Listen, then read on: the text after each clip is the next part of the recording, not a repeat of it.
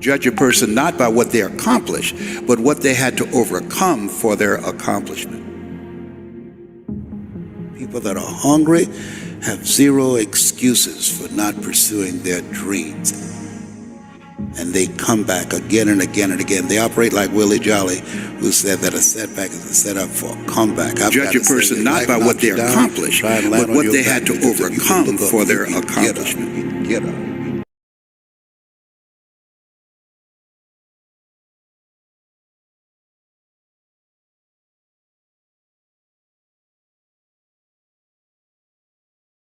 Done, you got to become someone you've never been. When you're pursuing your greatness, you don't know what your limits are, so you act like you don't have any.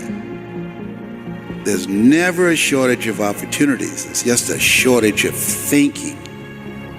Because some things are taught and some things are caught. When I was in the 5th grade, they put me back from the 5th grade into the 4th grade. I failed again in the 8th grade. I have no college training. So being identified and labeled as DT, the dumb twin, it gave me a lot of things to overcome. And so there was no one to dispute what was said about me, and I bought it.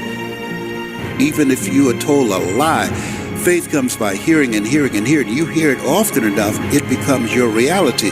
Perception, not challenge, becomes real for you. Someone's opinion of you does not have to become your reality. So if you can track failure, you can also track success. You have greatness in you. I don't know you, but here's what I know based upon my own experience. You have greatness in you, that you have the ability to do more than you could ever begin to imagine. You have greatness in you. There's a presence in each and every one of us that waits and listens to the voice of the genuine in yourself. It will be perhaps the only God you will ever have or hear. And if you cannot hear it, all of your life will be spent on the ends of strings that somebody else pulls. When you recognize your greatness, no one will ever pull your strings. You are different. You were created on purpose with a purpose to manifest that purpose through you. You will never exercise authority and dominion over your life until you exercise authority and dominion over what you are not. Most people go through life living the lie that has been told about them. There's something in you that's greater than your circumstances. There's something in you that's greater than the adversities that you're facing. In life, you're either in a problem, just left one, or headed toward one. You have greatness in you.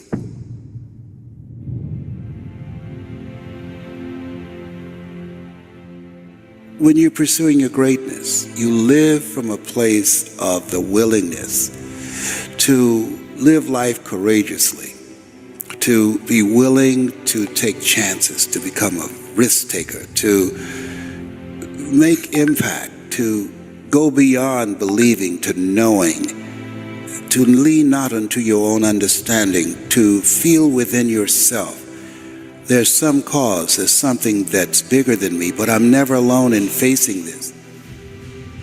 There's a presence that will never leave me nor forsake me, and that when you step into that place, more of thee, less of me, that there's a place where we can go within ourselves. There are things that we can accomplish, things that we can do that eye has not seen, ear has not heard, nor is it in the heart of mankind what God has in store for us. When we surrender life to me, when you're pursuing your greatness, you find something that you love, that you surrender to that something gives you life, and that you turn yourself over to that and allow yourself to be used by life. That, to me, is what greatness is. When I was diagnosed with prostate cancer and I was pondering about my life, am I going to beat this? And I was reading his words for comfort, and he said, the ideal situation for a man or woman to die is to have family members praying with them as they cross over. But imagine being on your deathbed and standing around your bed, the ghost of the dreams, the ideas, the abilities given to you by life, but you, for whatever reason, you never pursued those dreams. You never acted on those ideas. You never used those gifts, and there they are looking at you with large angry eyes saying, we came to you, and only you could have given us life, and now we must die with you forever. And the question is, if you died today, what dreams, what ideas, what gifts will die with you? As I face inevitable death, what in the meaning and purpose of my life that will not be undone or destroyed when I'm gone? My goal now, we learn, we earn, we pass it on. We should be ashamed to die until we've made some major contribution to humankind. I think it's important that people find something that gives their life a sense of meaning and value that drives them, that becomes their magnificent obsession. Because we live in a world where we're told more about our limitations rather than our potential, we go to our graves never knowing who we really are. How do we develop a sense of belief? What I'm hearing you say is belief is one of the most important things we can have in ourselves. It is major. It's an ongoing process. I encourage people to read at a minimum of 30 to 40 pages of something positive every day to program your mind, and all of us can do that. We can go to the library and check out books. When I think about Og Mandino, who wrote The Greatest Salesman in the World, he was on the verge of committing suicide, went to the library, read the book Think and Grow Rich, and his life turned around. Your mindset, your diet, and positive relationships, giving yourself a healing, nurturing environment strengthens your immune system and allows you to stay here longer and do your great work. So you have to program yourself or your mind will be programmed. In order to do something you've never done, You've got to become someone you've never been. You've got to become a risk taker. This, God said, if you're not willing to risk, you can't grow. And if you can't grow, you can't become your best. And if you can't become your best, you can't be happy. And if you can't be happy, then what else is there? When you find something that you love, you will study it. Something that you love, it becomes not just confident, but you'll become competent on that. I pour myself into it. I lose myself into it because it's not about me, it's about the audience. Ask for help, not because you're weak, but because you want to remain strong, and don't stop until you get it. I tell people, you're going to face tough times, but I affirm, no matter how bad it is or how bad it gets, I'm going to make it. You don't get in life what you want, you get in life what you are. Develop your communication skills, because once you open your mouth, you tell the world who you are. He said, live a life of contribution. Decide that you are going to live your life in such a way, as Horace Mann said, you should be ashamed to die until you made some major contribution to humankind. And I want to find other people who have that kind of magnificent obsession, who have that kind of conviction about their lives, who want to make that kind of mark on their lives. Can I, with the time that I have left, amplify and train and multiply voices of hope and create a better world? Do I have enough time to do that?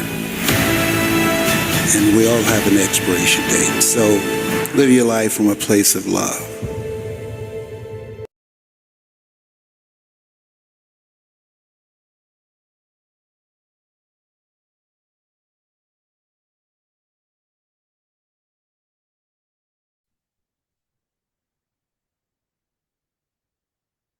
Good morning, good morning, good morning to the family. Good morning to each and every one of you here.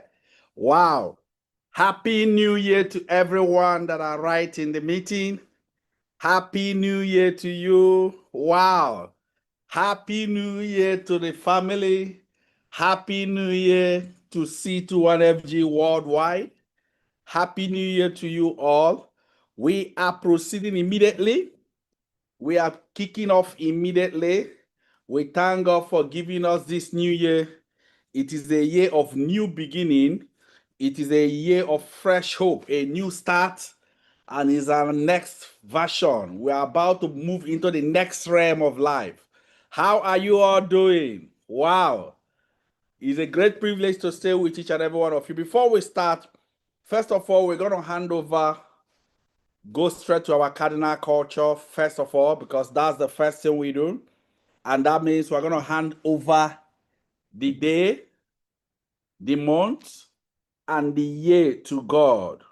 First of all, with an opening prayer. That is it.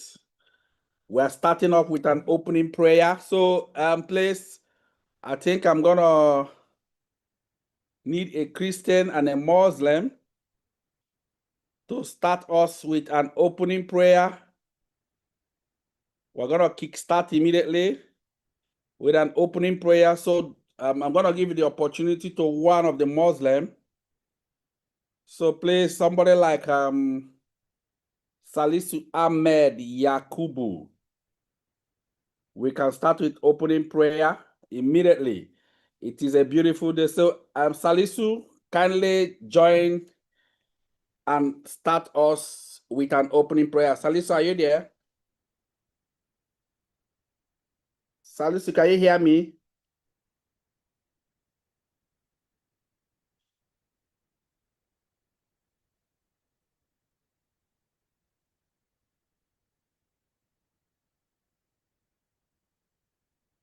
Okay. Salisu, are you there? You can join the meeting. If you can't join, I think Amodu Mikhail will just replace us. Wow. But before we kickstart, I think you need to start reminding everybody in your team, notify them it's time. Notify them it's time. Notify them it's time. Yes. Notify them. It's time now. Do that immediately. Notify them. It's time. Yes, we're about to do something good. Today is first day of January 2026. And it is not by our power. If we all made it to this place, it is only by the grace of God that we all made it to this place. Yes. Okay, since it's not ready, Salisu, are you there? Amodu Mikael, can you help us on this?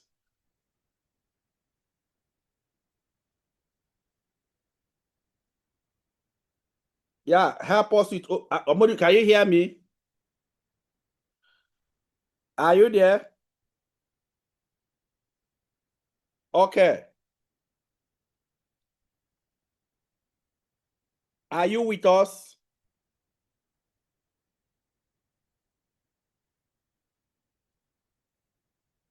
Okay, since it's not around, let's give the opportunity to Rahina Grema. Start us with a Muslim prayer. Rahina, please, you can do that immediately. Oh, yes. Yes, you've been made you've been unmuted, please. Go ahead, Rahina. Okay, sir. Good afternoon, everyone. Thank you very much, sir, for this privilege. You're welcome. Happy New Year. Thank you, sir. So, Bismillahirrahmanirrahim. Alhamdulillahi Rabbil Alameen. Ar-Rahmanir-Rahim. Maliki Yawmiddin. Iyyaka na'budu wa iyyaka nasta'in. Ihdina siratal mustaqim. Siratal ladzina an'amta alaihim. Ghayril maghdubi alaihim waladdallin. Amin. Bismillahirrahmanirrahim. Qul huwallahu ahad. Allahus samad. Lam yalid wa lam yulad. ولم يكن له كفوا أحد اللهم صل على سيدنا محمد وسلم وعلى آل محمد وسلم كما صليت على إبراهيم وعلى آل إبراهيم إنك حميد مجيد سبحانك رب العزة عما يصفون وسلام على المرسلين والحمد لله رب العالمين. Thank you very much, sir, for this privilege. Thank you. Thank you very much. Thank you very much. We're going now to the Christian prayer, and we're gonna just quickly open up with the Christian prayer. I'm gonna give this opportunity to one of the G8 to open it up for us, hand over everything to God and everything. He has been so faithful to us. So let me give this opportunity to one of the G8.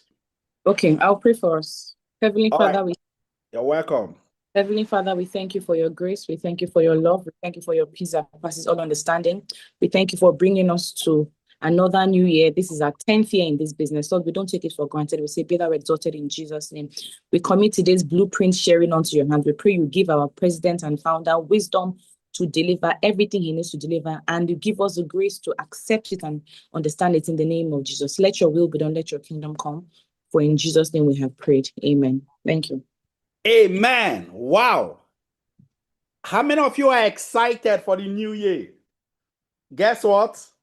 We just entered our 10th year of this project.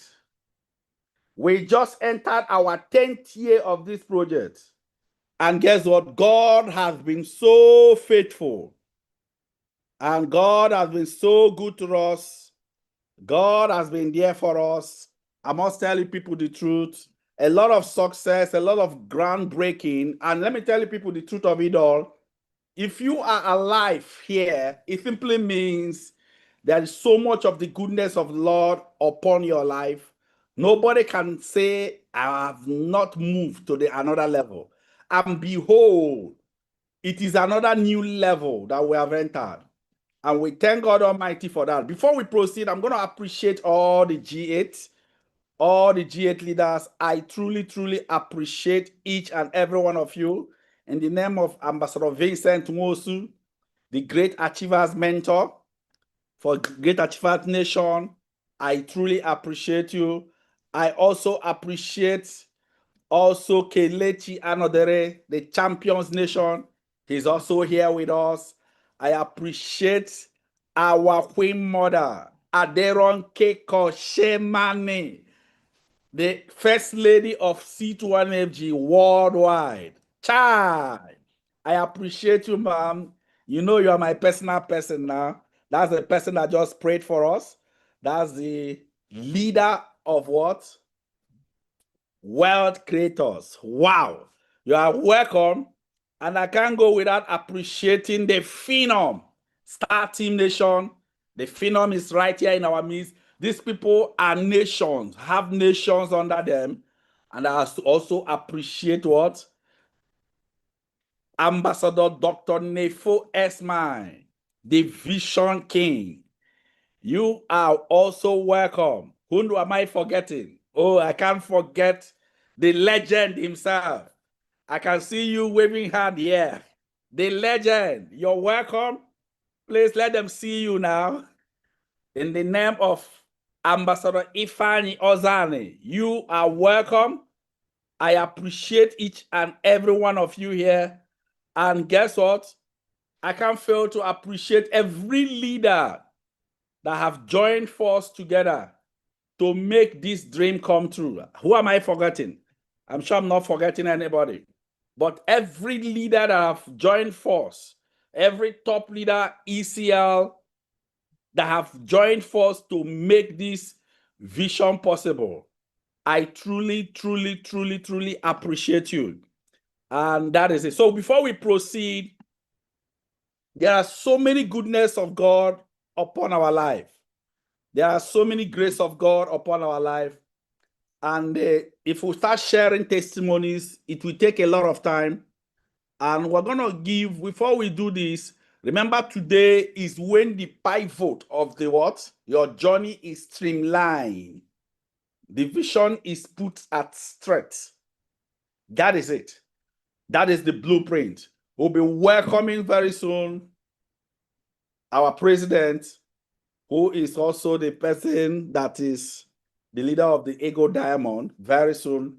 But before we do this, there are testimonies upon testimonies upon testimonies of our success, health success, wealth success that we have, that we can share.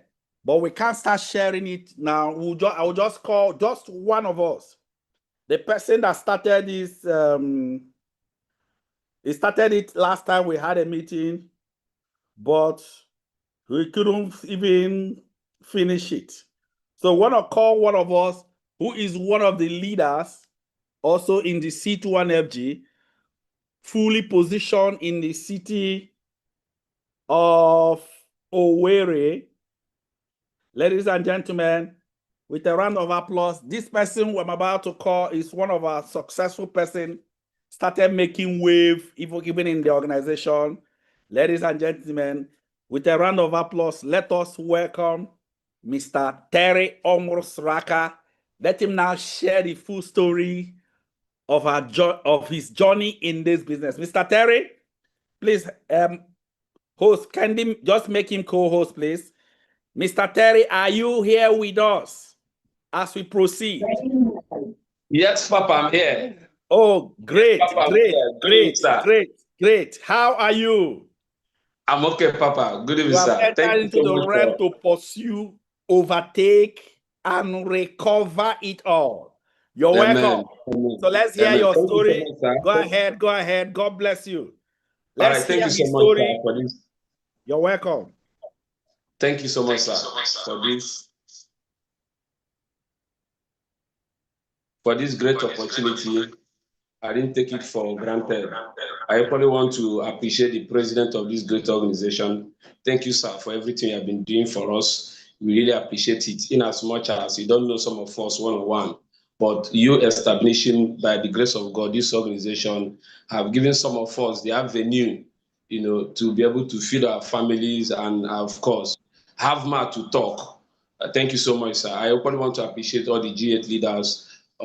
Thank you so much, sir. And I want to appreciate my mastermind, Dr. Victor. Papa, thank you so much for this great opportunity and all the leaders. My name is Mr. Terry Chinonso Omosoraka. I'm from Imo State here. I saw this opportunity, I think, in 2019, but I wasn't paying attention to it. But before I saw the opportunity, I was really, really busy due to my business. But before I get to there, I have to tell you the full story about my life and how I get here. I was born in a family where eating 3 times in a day is the grace of God. Though from that side of the village, food is not actually a problem because you can pan gari in I drink in the afternoon, then use turning gari. I don't know what they call it. Use turning gari for morning and pan it in the night. That is our balanced diet. I don't know how I can be able to put it in a proper English, but that is one of our best balanced diet. But one of the biggest challenges sometimes is money to take care of ourselves. And the poor people in our village, they call us poor. And and funny enough, I came from a very well-disciplined family that the church level, the way they love God, another level. But I keep asking God, why is it that the people that are not serving him are even getting the level of success the people that are serving him are praying to attend? Then I find the secret in this organization. But before then, something happened that actually changed my life. But that thing will happen not before positive. My sister was sick. She was rushed to hospital. In fact, as I talk to you, please permit me, sir, I will be making use of pidgin so that I can be able to be aligned. Papa, can I go ahead with that? Go ahead. I want to use pidgin. Yes, go ahead. Okay, so something happened for our house. You still have 8 minutes to explain it. Yeah. My sister was sick. They rushed and go hospital. Now me carry am with my mom. Only for us to get there, they needed some money. So my mother just tied up, bring the one she can, but they needed extra 2,000 naira. And the whole money itself not even reach up to 10,000 naira, to be honest. We started to run around, started to find a way, started to do things, started to ask our brothers, started to ask our sisters. And we have 7 graduates in our house. We have 7 graduates. We are asking them. They don't have the money, not because they don't want to. And my sister died. I just remember now how we are begging the doctors and the hospital, please save this girl. As we are begging, somebody where they sick come, and according to the doctor, you get a chance. If you compare the two, the chance where that guy go to survive is just 20%. My sister have 80% chance to live. But they pay all their attention to the person that have just 20% chance. Because before you go call money, they don't wire them. Before you go call money, they don't wire them. And my sister died. And that was the day I picked sword against poverty. I hated everything that have to do with poverty. It's not that the school is not available in my community for me to go. I will go school, I will leave school, I will go somewhere else and sit down. The only thing I want to hear, the only thing I want to think about is, how do we make money? Sorry, if they talk anything, they talk money. If they tell me, say, they abuse me. If they tell me, say, how do we make money? Anything way they tell me, I can never forget. I was pushed to go and take WAEC. So I went to Orogwe Secondary School to take WAEC. During the process of WAEC, our biology teacher was teaching us how to draw opala. I don't know, a butterfly. No, I don't know what they call it in English. Opala. Grasshopper. They were telling us how to draw grasshopper. Yes, they were teaching us how to draw it, and I raised my hand and said, "Man, this thing you are teaching us now, how do we make money from it?" And that was the day I received the worst beating of my life. I never asked that stupid question again. But I wasn't paying attention to everything about that have to do with school. But my goal was just to take that WAEC and leave.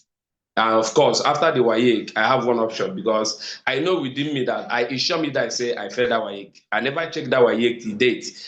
And I decided to take the best part, which is to make money. Because I hear say, as an Igbo man, once you serve somebody, after 5 years, 7 years, they will say to you, you are a big boy. You become an oga, you will carry other people from village. I decided to go and serve. When I went there, the agreement is 5 years. Let me share my screen so that evidence there. So I'll be showing you some of the evidence and you can testify that God is still in the business of raising men through this organization.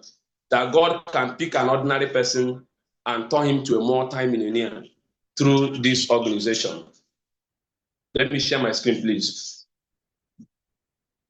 All right. I believe you can see my screen, sir. Very well. It's clear. Okay, sir. So I went there to serve. The agreement was 5 years. 5 years. So I will serve somebody 5 years. After 5 years, I will be a boss. No problem. I mean, after 5 years, they asked me for extra 1 more year, which is 6. So after 1 more year, now I will be Ghana. No problem. I add extra 1 more year. Then after that 1 more year, which is 7, they asked for extra 1 more year. And that extra 1 more year, I said no. If you can't settle me after 5 years, you can't settle me after 6 years, you can't settle me after 7 years, there is no guarantee I can be settled again. I started to protest. To make the story short, I was settled January 2020 with 200,000 naira. And for some of you that will feel like the money is too good, that the money good to settle somebody, I made the shop where it was about 500,000 naira, and in 7 years, I turned it up to over 20-something million naira. And I was settled with 200,000 naira because I refused to add extra 1 more year. I bring myself together and I decided to take credit market because in my mind, as an Igbo man, I needed 2 things to survive in business. Number 1 is to get a customer base, and number 2 is the people that will give me credit market, and I'm good to go. So I get credit market from people that I normally buy market from.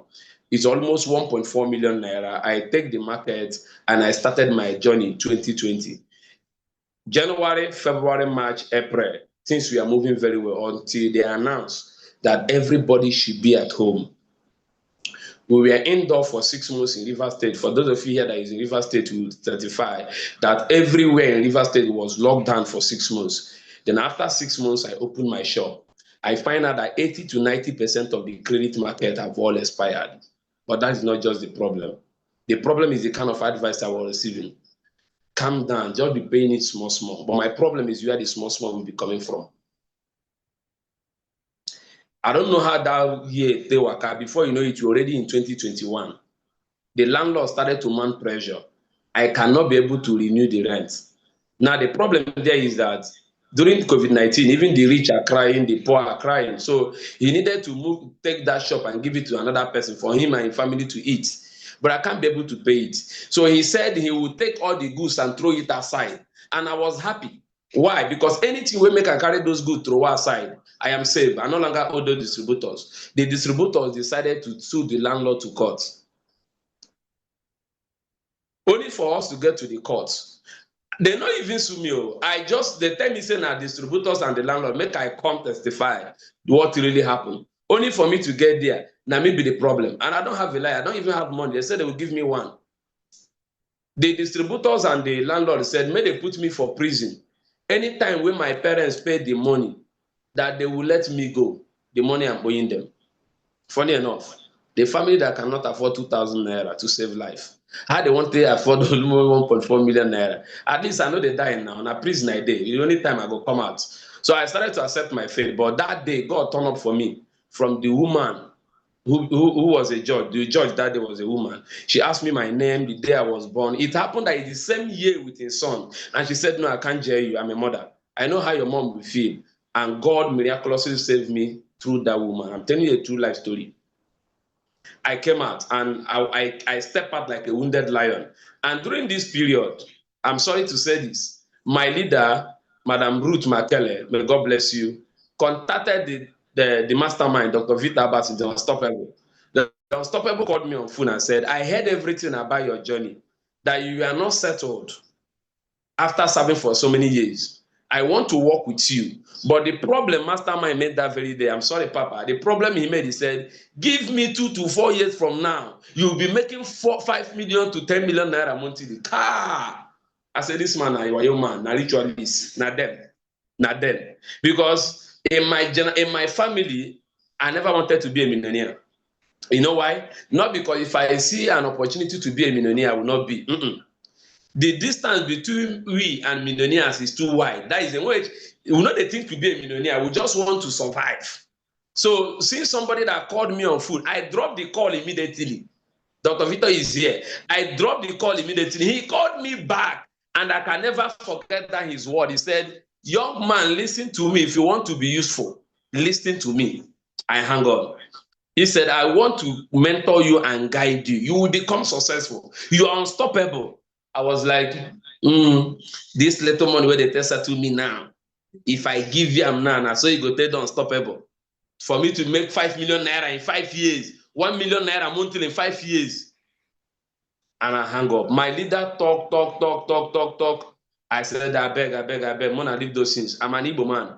I just want to sit in a place where we say, if I buy goods, I sell, I confirm my money. Maybe I see them. Ladies and gentlemen. But when that thing happened, I have no option than to look for a way how we settle. Before I know it, the pressure of pay my money started to move on. The pressure was so much that I have one option. I go buy sniper. And the reason why I didn't drink it was the woman that sold that sniper to me that very day. She's a very funny woman, but she never knew whether I want to use the sniper. They said, my son, buy this one they kill away. I said, how will this woman know exactly what I want this sniper to do? She no advised me to use this particular one. I buy that one. As I was going home, that is the only thing that rings to my ear. Then as I want to open it, I was like, this is where you buy now. The woman say the kill away. And truth is that I do not have that sniper in my own shop. If not, I will have drink it straight. So I use Igbo because I can write Igbo very well.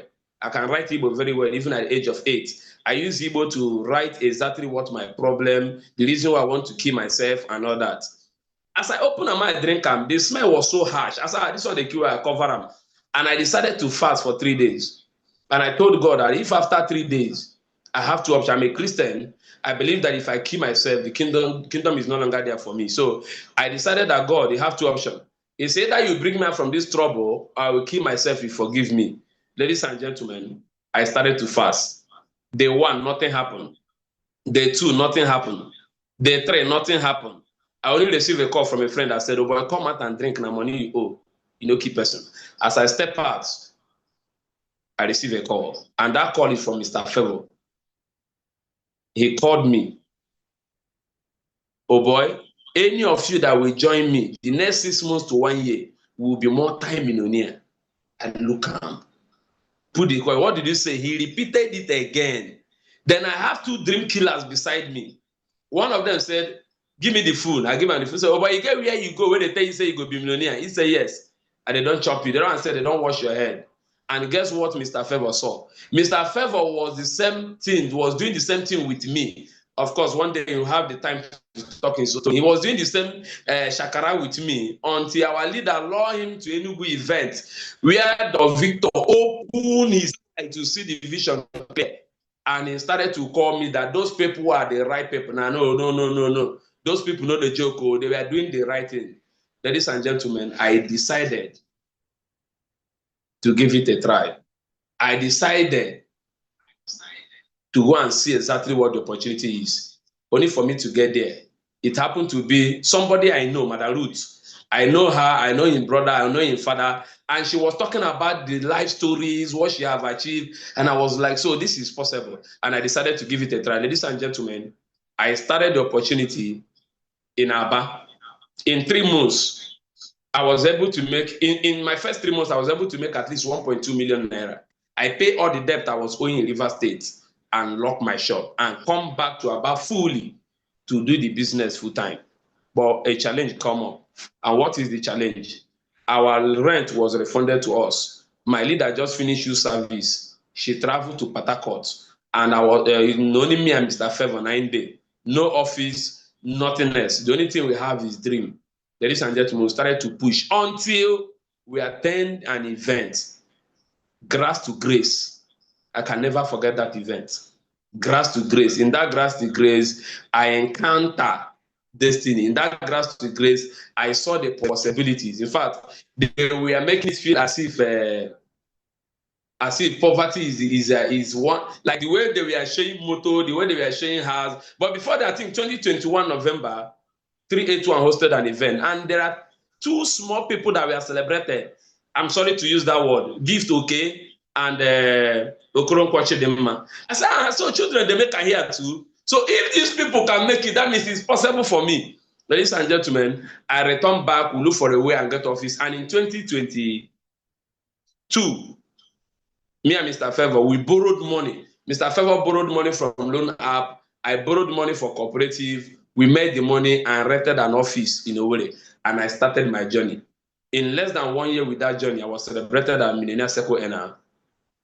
In 2023, in immersion, I was celebrated as an ECA in 2023. And this is the office I was operating. But in 2025, my business changed. What happened? In 2025, Mastermind was teaching something.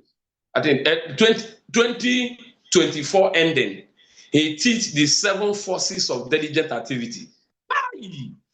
And during that period, I was dying. During that period of that training, I was bleeding. During that period of that training, I was not myself, but that training was a breakthrough for me. The 7 forces of diligent activities. And after going through that video and over again, I told myself, no, I am unstoppable. Ladies and gentlemen, I attend the Encounter 2.0.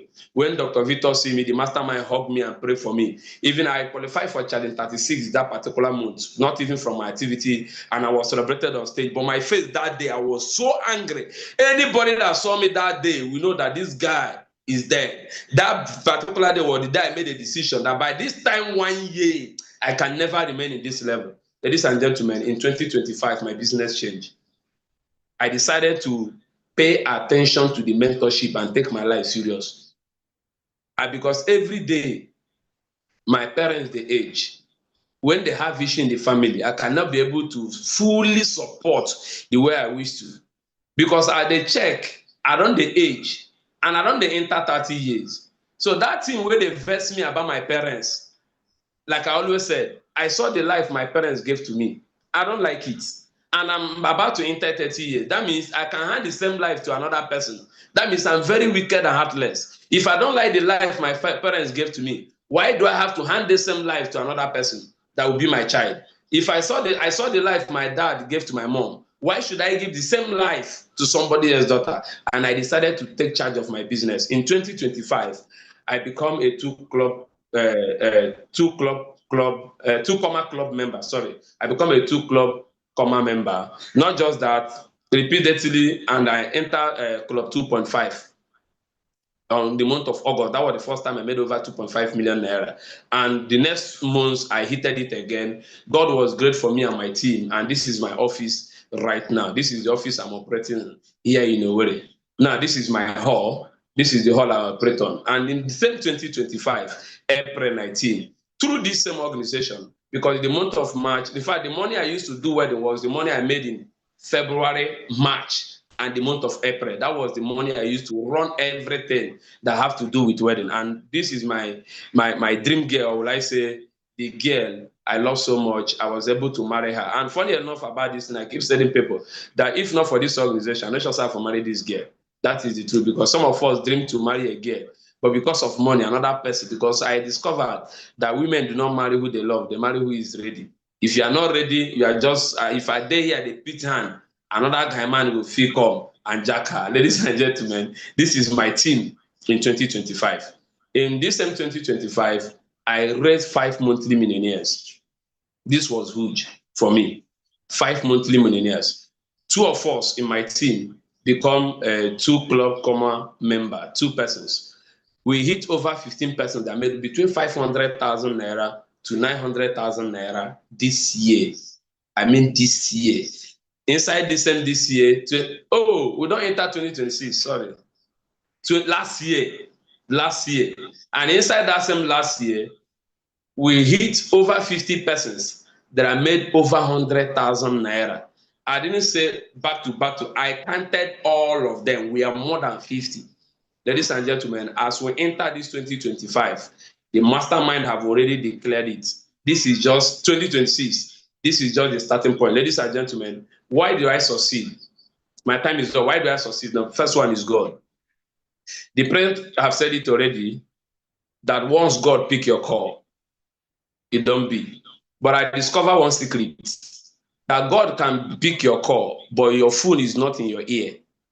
I discovered that God can pick your call. Maybe they do another thing. No, says they don't pick the call, because some of us dial God number and remove the phone from our ear. You know, where you were pointing, okay, by grinding. Mr. Terry, can you hear me? You will continue from where you stopped. You know, when you said you're making currently 2.5 million naira, some people did not understand it. They want to get it. Is it monthly? Over 2.5 million naira monthly, so they can know that it's what it is.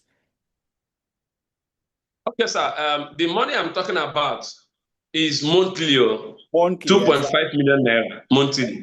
In fact, if I know, I will have. Let me share the evidence. Let me see if I keep the screenshots. I think I will show the evidence before I'm done with this meeting. 2.5 million naira. Grass to grace. I said this is pure grass to grace. Yes, and yes, sir. It's not just that. Listen, it's not just that. You are personally earning over 2.5 million naira because of what? You have raised how many people? How many monthly millionaires? 5 monthly millionaires, 5 sir. monthly millionaires. How many power 500 earners? 15, sir. 15 power 500 earners. And last year, sir. Wow, man. And over 50% made over 100,000 naira. That is moving into the higher dimension. Wow. Yes, so. And you were saying something. Continue from where you stopped. Okay, let me share my screen. Let me share my screen so that I can show these things very well.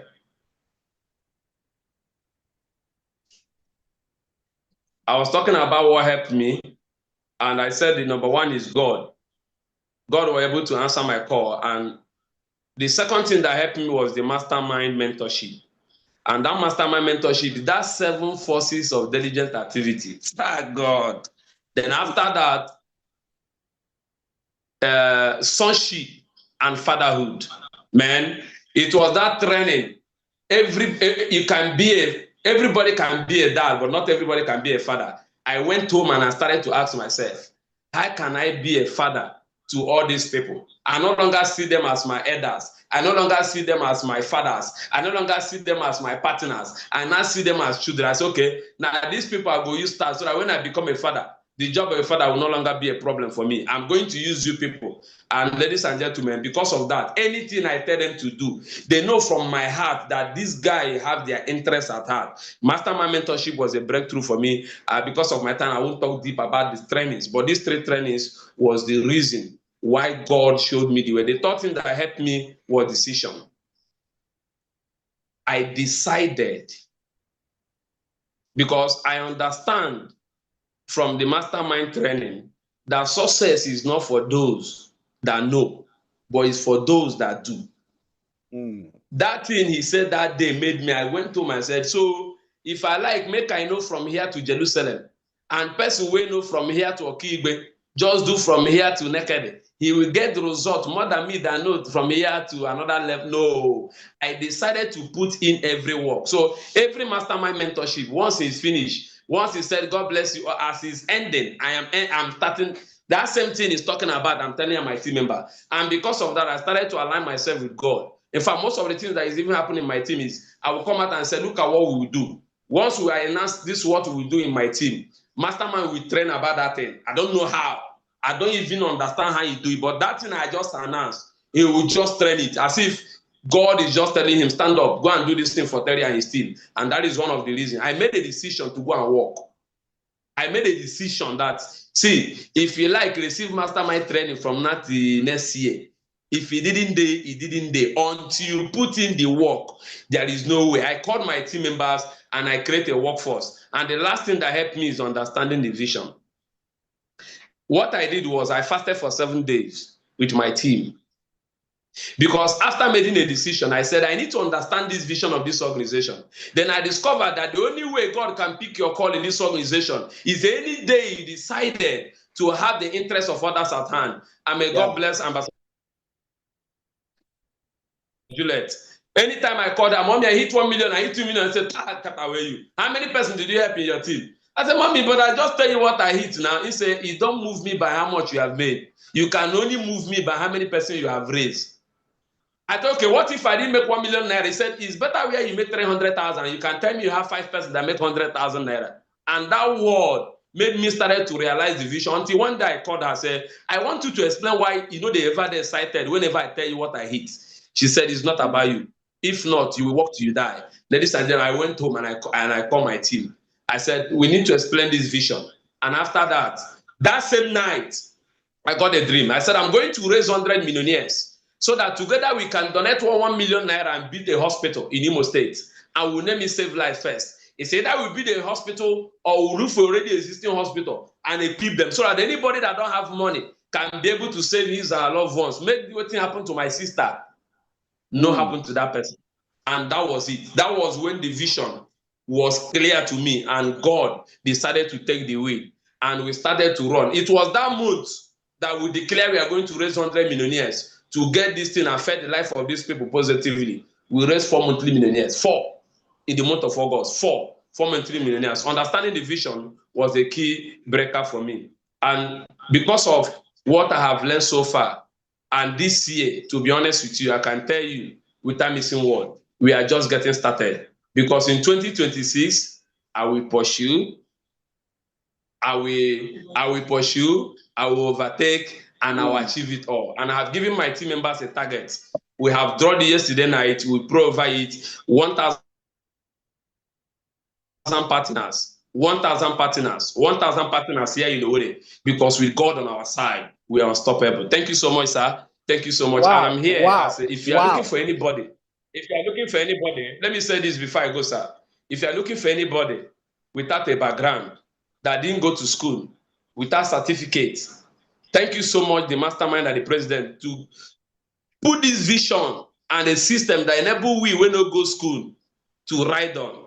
If you are looking for anybody that didn't go to school, that cannot speak good English, that cannot write English, that cannot read English, but he used this organization to become a multi-millionaire, I am here to stand as a living proof of a witness of that.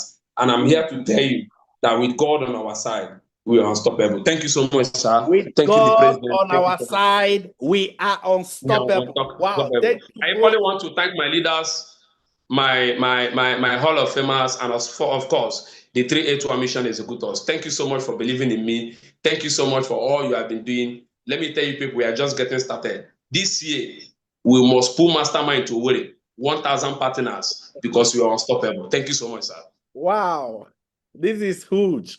To God be the glory, all this success. Who can we only give glory to? We can only give glory to God Almighty who has made this possible. This young guy, I'm just giving him signal to slow down because this is on success aspect. He has another crazy story on the health aspect. In fact, that one is phenomenal. Time came, he became mad. But the products we are using, oh my God. If we enter that one, I don't even want him to start that one. But the product is what returned him back. This is a living witness of the grace of God in a man's life. A man that moved from grass to grace. But here it is. We are in 2026. And what does 2026 come with? I don't know whether you are ready. What is 2026 coming with in C21FG at large? Ladies and gentlemen, this time around, I want to invite the man whom this vision is fully revealed to. A man that picked us up from nothing. If you have checked my status, my level, my capacity, if you have checked, this guy is doing well now, I must tell you, I am the last person that will be picked. But it's only the grace of God that found me just like I am. I was empty-handed, but I didn't know I was alive in God's thought eye. And that's the way the same grace used this same man to pick all the G8. Most of them are on 0 level. If they show you their story, if they show you their story of their beginning, I saw Ambassador Nefo's picture when he started this journey. In fact, even you will be pitying him, but look at him today. The grace plotted him into this vision. The same grace plotted also all the G8, all Ambassador Vincent Mosu High. His own is something else. I was just looking at it when he was struggling his life, even in the bank. But God used one man, picked all these G8 leaders, all of them, one by one, and brought us all together to pursue this vision. Ladies and gentlemen, today is 1st of January 2026.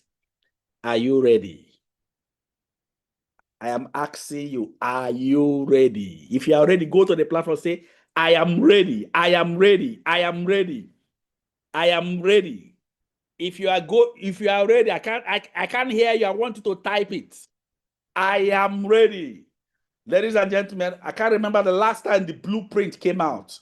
It was the last blueprint that we brought out that has been leading us for over 2-3 years now. Now, another blueprint as we enter our 10 years in this journey is coming out. Ladies and gentlemen, is with an honor and is with excitement that I want to welcome the man whom God have chosen for this world to carry this load. Ladies and gentlemen, let us all, with emoji ovation, with excitement, welcome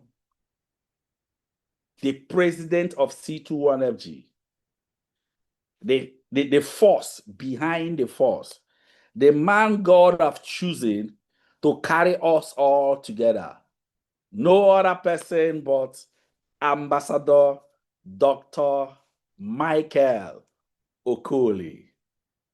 Let's celebrate. Let's celebrate. Can we celebrate him, please? Ambassador, you're welcome. You're welcome. You're welcome. You're welcome. You're welcome. He said that what we celebrate is the highest trainer, not the highest earner. And guess what? I'm so excited that we are doing the work God have assigned you to give us to do. God bless you, sir. You're welcome, sir. I appreciate you, sir. Thank you for this privilege, sir. All righty. Happy New Year to everyone. Happy New Year, sir. Wow. This is 2026. I am excited. I am honored to be alive in 2026. Wow.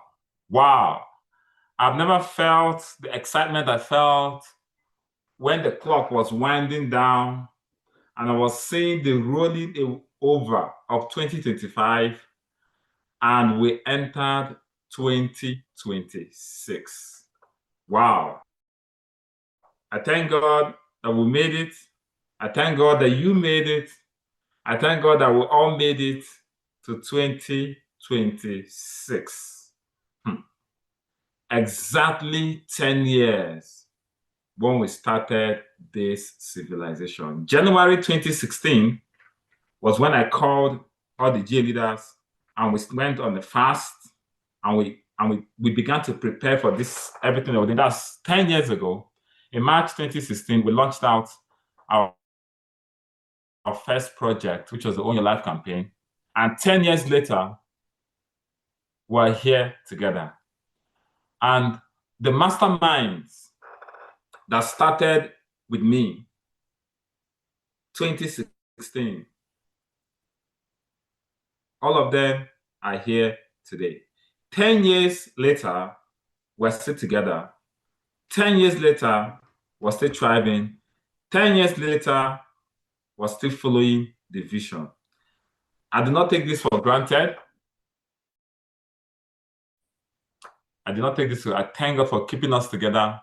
I thank God for us being together for 10 years, 10 solid years, and we're still together. The G leaders are sitting here today. The masterminds we started this thing with, all of them are here today, and we give God all the glory. We had some people, some leaders that left alongside. Well, I appreciate God that the people, the foundational people that started this vision were still together 10 years after. I use this opportunity to appreciate the J leaders again and the masterminds for standing by this vision, for standing together with this vision. You know, I mean, human beings are, let me tell you the truth, the worst job you can have is not, the worst job is not to be, and the most tedious job on the planet is not being an aeronautic engineer or being a rocket scientist or being a neurosurgeon. No. The most tedious job in the world is human resources, human capital management, not human resources management. Human resources includes the human capital. Human capital management. That is the toughest job. When you're leading people, when you're guiding people, that is, in fact, that is the job that God has. That's why it's called the Lua. That's why it's called Osebolo. Because what is God leading? People. People are killing. I mean, that's the toughest job. But this set of GA leaders have made this job one of the easiest jobs to do because of their loyalty, their discipline, their alignments. They don't give me problems. My GA leaders, they don't give me problems. They don't make me shout. And if they do, they will apologize immediately and realign together. You know, I just want to say thank God for giving me men like this and making this civilization or this vision to continue to today. I also want to appreciate them publicly. Please respect each of them whenever you see them. It is in collaboration with them that this vision, I can't reach everybody. I can't reach people. You know, if not for them, we won't have, if not for them that God is using, we won't have such elaborate vision. So I use this opportunity to appreciate them and thank them for being there and all of that. I also thank the leaders of these nations, these 8 nations, the elite leaders of these nations, because the G leaders are there because of the leaders as well. Just like I'm here because I have the G leaders. The G leaders are there because of their leaders as well. The emerging soil leaders, the soil leaders, the pillars, the builders. I want to thank all the people that put their hands together and stayed in this game. You know, most of the people here, why people staying, I mean, you see, we're going to do something. There are people that have stayed with this vision for years, you know, despite the turbulence, they've stayed with this vision for years. You know, in our 10-year anniversary, we're going to recognize these people specially that have stayed with us. There are people that came in, they didn't start with us, but since they came in, they've never looked back. I cannot over appreciate them. You know, they are the pillars that are supporting the GA leaders, that the pillars that are supporting the nations, because the GA leaders can only do so much if they don't have these pillars supporting them. The people that put their hands on the plow, they did not look back. And because of that, we're where we're at today. I want to thank all the pillars, all the emerging soil leaders, all the soil leaders, all the kingsmen, all the people that have stayed with us,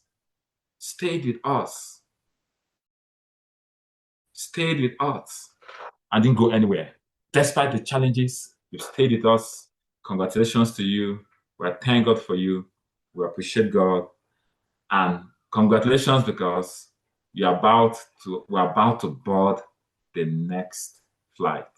Congratulations that you made it to this point, because we're about to board the next flight. Today is the first day of the year, and as we have 3 cardinal cultures.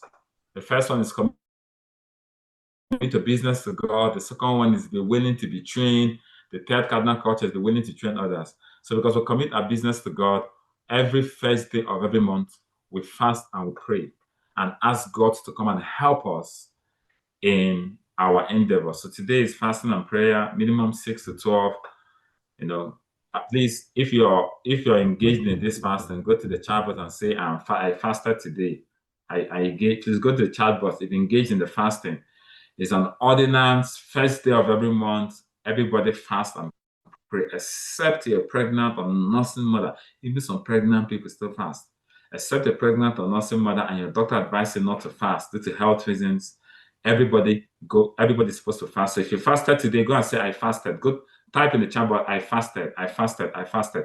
Go to the chat box and say, you fasted. Today is the first day of the year. A lot of people, today is public holiday. They're celebrating, they're eating, they're enjoying themselves. But for the leaders, for the builders, for the members, for the Kingsmen, for people in this vision, we took out today to fast.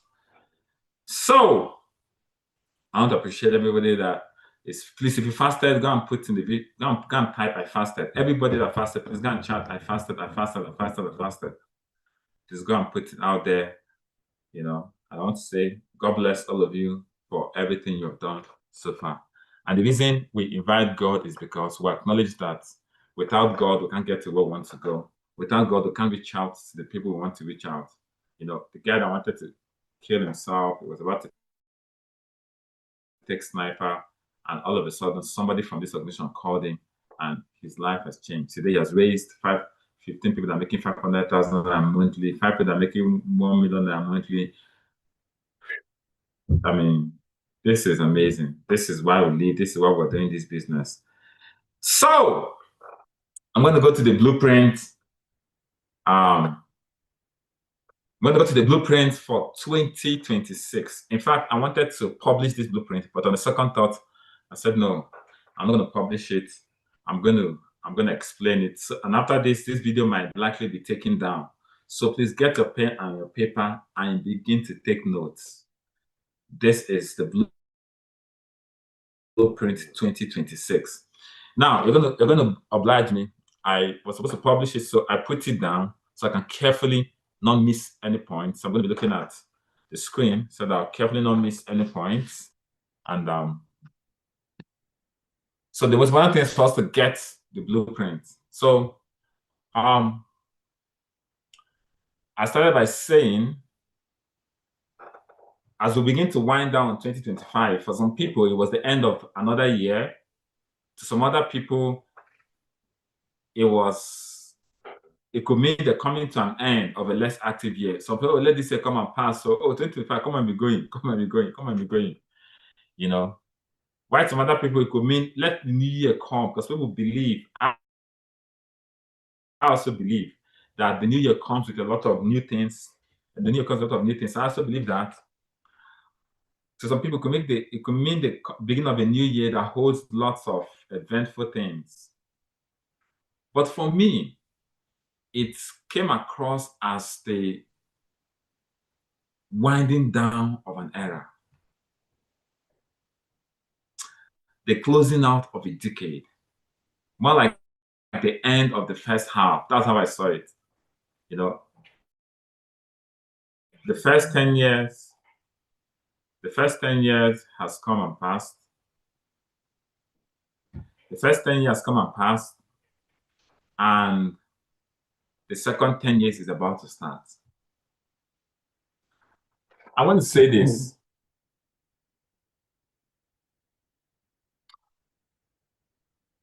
For most people, 2026 is just like every other year. But for me, and for most of us here, 2026 is the beginning of another decade. 1st of January, 2016, I came back from an all-night service, and I fell into what might be a daylight trance. I won't call it I can't explain it. You know, when you're awake, you're not awake. I just can't explain it. But I fell into what I call a mini trance, 1st of January 2016. And in that trance, this whole civilization began to open up to me. It lasted for about 3 hours, thereabouts.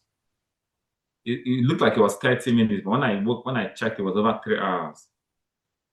And in that trance, everything we're doing here was better.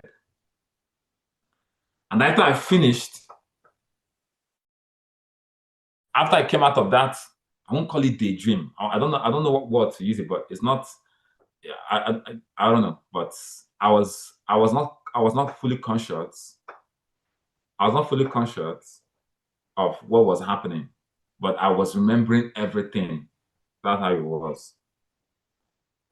And after that 3.5 hours event, I picked up my phone on the 1st of January 2016. The J leaders here can attest, and I began to call them one after the other. Guys, we need to see. He said, what is it? I said, we're about to start up something that will shake this world.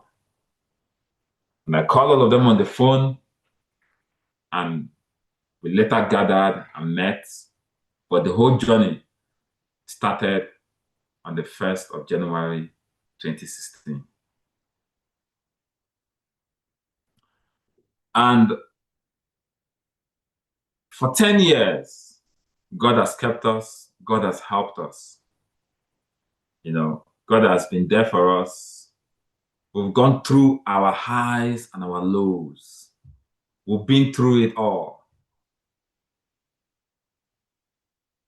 But we're still standing. I remember that day, I was like, what is this? What is this? What is this? What is this? Everywhere looked vague. I couldn't see. I just knew that we are onto something big. But I couldn't put the pieces together. So I called all the J leaders and I said, guys, come, let us take a fast. So fasted for 6 days in January. And in those 6 days of fasting, we were asking for clarity. That is why God is at the foundation of this business. That's why our number one cardinal culture is commit your business to God. God is at the foundation of this business. We had to fast for 6 days. We came together and we prayed and we sought for God, for divine help and divine direction. Now, most of us see that we talk about God a lot. Now, that doesn't mean that we are holier than thou or we are righteous. No, not exactly. We're just the people that just believe that if God does not help us, we can't achieve it. That's all.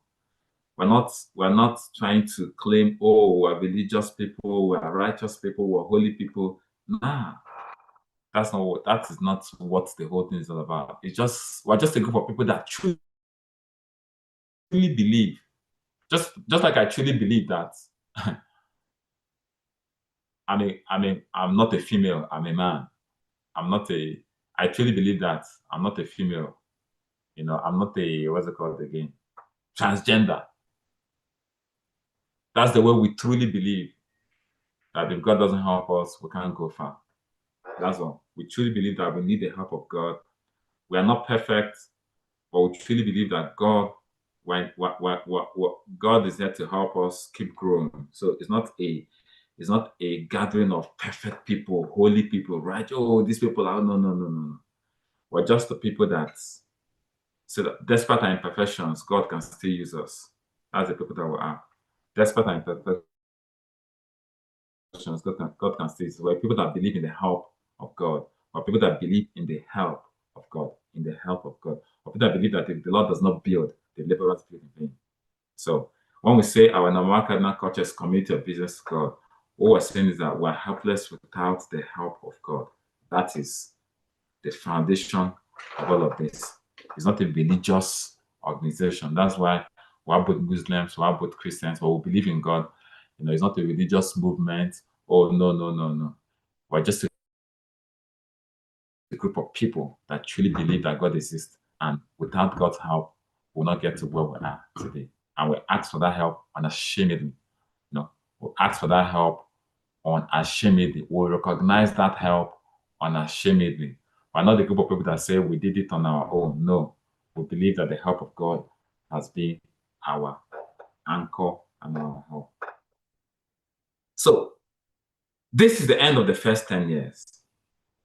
So just like at the end of every first half in the football match, or end of every first quarter in a basketball game, in this case, people go down to the tunnel or a seated place to relax and ponder on the game at hand, and more importantly, prepare for the next half or the next quarter of the game, as the case may be. So that's how I say this thing. Towards the end of last year, when I was writing the blueprints, I was more like, this is the end of the first half. You see people walking into the tunnel, you see the coach running, you see everybody going. They have just 5 minutes, 10 minutes, 15 minutes before they come up for the second half. And in these 15 minutes, they need to check a lot of things. What is happening? How they need to ponder on the game at hand, what exactly it is. And that was how I felt towards the end of this year. Now, this is exactly, so it took me back to 10 years ago. December 2015, my head was blank. This is exactly 10 years ago when my head was blank. I could not decipher what the future held for me. I felt like a mouse running blind in the open, where possibly men and kids were with clubs and machetes looking to kill the proverbial mouse. And the mouse is running blind, hoping to find some safety and security, hoping he doesn't get clubbed to death before finding his rescue. Now, because I've written this thing, I'm going to combine it with freestyling and also talking, so I don't deviate. So, like I said, that's how I felt. You know how you're just a lot of us are just feeling like, what are we doing? You try this one, you try this one. You know that time is running out. You know that, those days we used to kill rats. In those days, a rat to come up, everybody's carrying their knife, carrying everybody, and the rat is just running helter-skelter, hoping that he finds the hole, he finds the height. You could see the bright lights. People are hunting it down. That's how I felt December 2015, And in those desperate moments, when you come to the end of yourself, when all your smartness has betrayed you and all your dreams have eluded you, when it's clear to you that you don't have it figured out for the first time in your life, you see that exuberance are always exuded when met with opposition. We always believe we have it all figured out. Before they talk, no, we argue. Before they talk, your words have come out of your mouth, your wits, everything. But you come to that point when life confronts you with a challenge. And that shoulder that never goes down, believing is special, all crumble to the rude reality that I don't have this thing figured out. In those moments, one can only seek the Creator, because we grew up thinking we have it all figured out. But when you come to that moment when it just dawns on you that, I don't have this thing figured out. I don't know the way forward. We'll come to that point where we're not turned to God. Most of us, it's only that time turned to God. When everything is going on well, when we now come to our wit's end, when we now know that, we're in soup. Most of the times, those are the times we turn our eyes to the Creator, who can only give message to the mess that we'll go to. We go to Him as the final hope of redemption, and that was where I was 10 years ago. And it culminated in many more ways than one. This beautiful journey that has lasted for 10 years. December 2015, that's how it was. And it started this journey that we started on the January 1st, 2016, that has lasted for 10 years. Sometimes, not all the time, God waits until He hit the rock bottom. Not necessarily because He wants to see you suffer, but He understands the principle of the propeller. That if He must propel you to the highest height, He must resign you to the farthest low in order to propel you to hit your ultimate. So sometimes He waits till you're at your lowest ebb, then He releases you to reach your highest potential. Reminds me of those days we used to use catapult. For you to want the stone to go far, you must throw it back. That's what God does. You get to your lowest before you now spring up. 10 years ago, I was propelled and the journey started.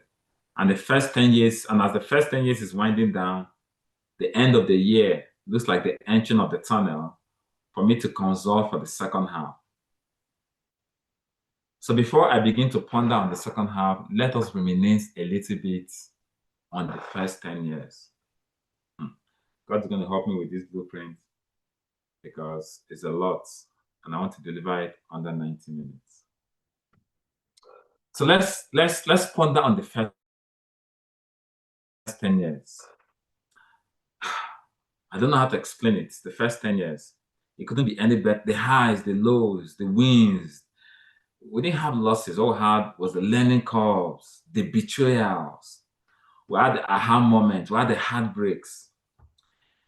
You know, I can only sum up the 10 years in one sentence. After vigorously examining the 10 years, I could only wrap it up in 6 words. Hitherto had the Lord helped us. You know, I remember in 2016, when MMM hit the Nigerian space, they were like, people are confusing our business with MMM. You know, it was like, we found something that was going to give us financial freedom, and the whole Nigeria, people are committing suicide, and the multi-level marketing, MLM, people confused with MMM because all of them is get people, refer people, refer people, refer people. As we started this, it was like that year came collapsing. People said, leave these people now, leave these people, a bunch of these young people, give them 6 months, they will fade. Some people say, give them two months. Some people say, give them 3 weeks. Some people say, very soon they will come and pack all of them. They are deceiving people. They are like, people will say, no problem. Run from there, run from there. They will soon come and arrest all of you. They will soon come and put all of you in jail. 10 years ago, we had it. For the past 10 years, we've gone through it all. There's nothing. I remember one day, we've seen things. I remember one day, somebody came to Ambassador Vincent Moses, the Great Achievers Leaders team, and he paid for a package. All of a sudden, he came back and said that, you know, that I think the guy was hallucinating. The guy is over 60 years old, 60 years old man. He came that day, so we gathered. He was trying to ask for his money. As how now? Money that they've encoded as how? You know, so we gathered him around and tried to close him down. And all of us, all the JDs are trying to, you know, just trying to close him down. Now they're trying to tell him that, you know, I think it was that he was just hallucinating. All of a sudden, he began to cry. I'm sure as I'm telling this story, the J leaders can remember. All of a sudden, he began to cry. And we asked him, a grown man, why are you crying? He said, he's crying because he's thinking of how he's going to kill himself and kill all of us there. And we're like, on top how much? More than 8,000 naira. What are you talking about? He says crying because he knows he's going to get the gun, come and kill himself. He was an ex-sergeant, and all, you know. And we're like, as how now? On top 100 something K, what is the issue? You collected your products, you did this business. He said we're tracing him to his house, so don't even know your house, the massacre. And we're like, at that time, where are we going to see the money to refund this guy? You know, because more than 8,000 naira then was like more than 8 million. So, you know, maybe now we could have, but then we gathered together, and you know, the more we're trying to placate the guy, the more the guy was going crazy. You know, we told the guy, Tom, no problem now. Can't get your gun. We'll wait here and we'll defend. Because why did you see more than 8,000 to give back to the person? You know, we've been through it all. And when the guy left crying, we looked at each other. So is that how we end? You know, we've been through it all. People gather police, they sign up with the business, they're not able to do the business, they can't call police, come and say, these people. We've been through it all. People say, you guys are deceiving people. When we launch the white cars, you guys are cultists. Can't you see they're driving white cars? They are cultists, they're money. Even people that were close to us, we can say, yes, I know. No, you know those people, they're money now, they're secret cult. Can't you see they're white cars? There's nothing we didn't go through. Some people to take us to court, social media. We've been through it all. Somebody will just carry ring light, go and carry pictures, carry everything.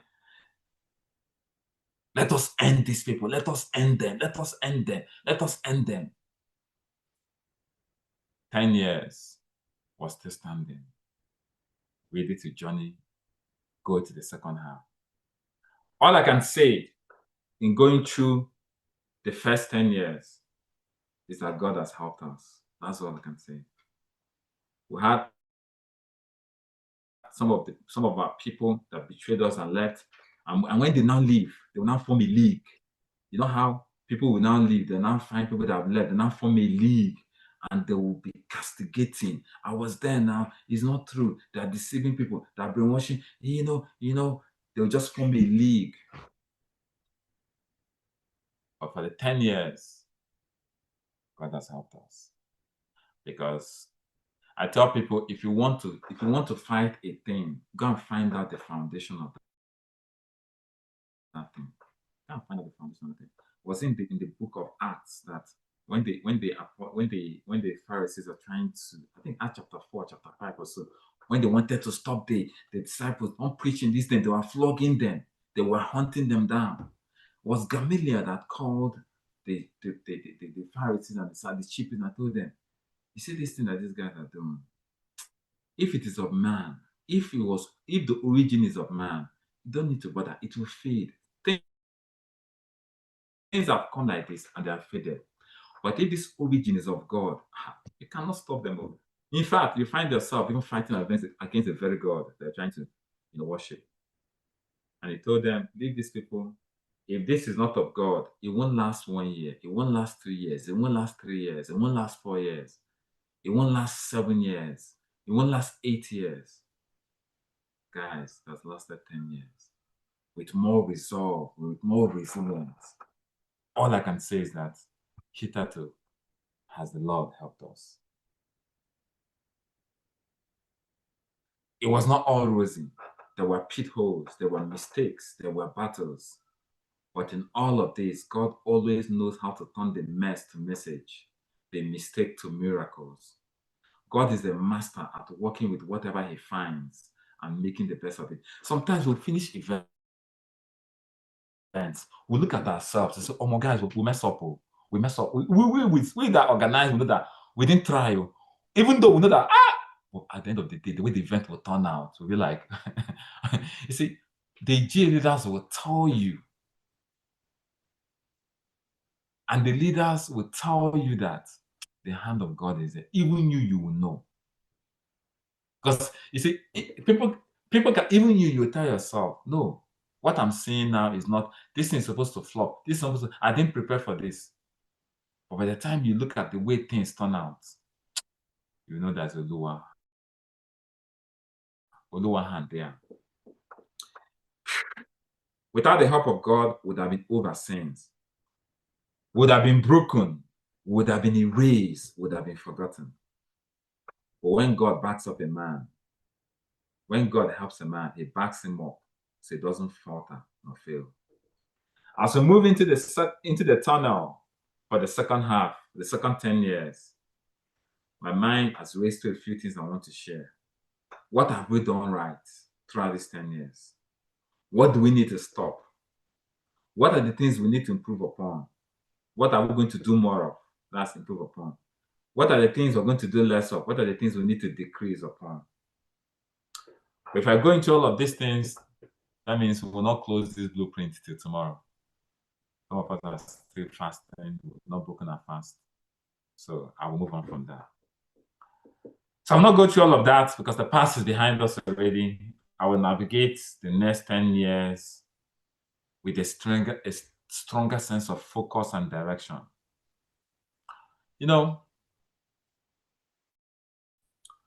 But first of all, as we go into the tunnel, as I was in the tunnel, as the coach, as the chief servant of this organization, there are so many things I had to put in place. And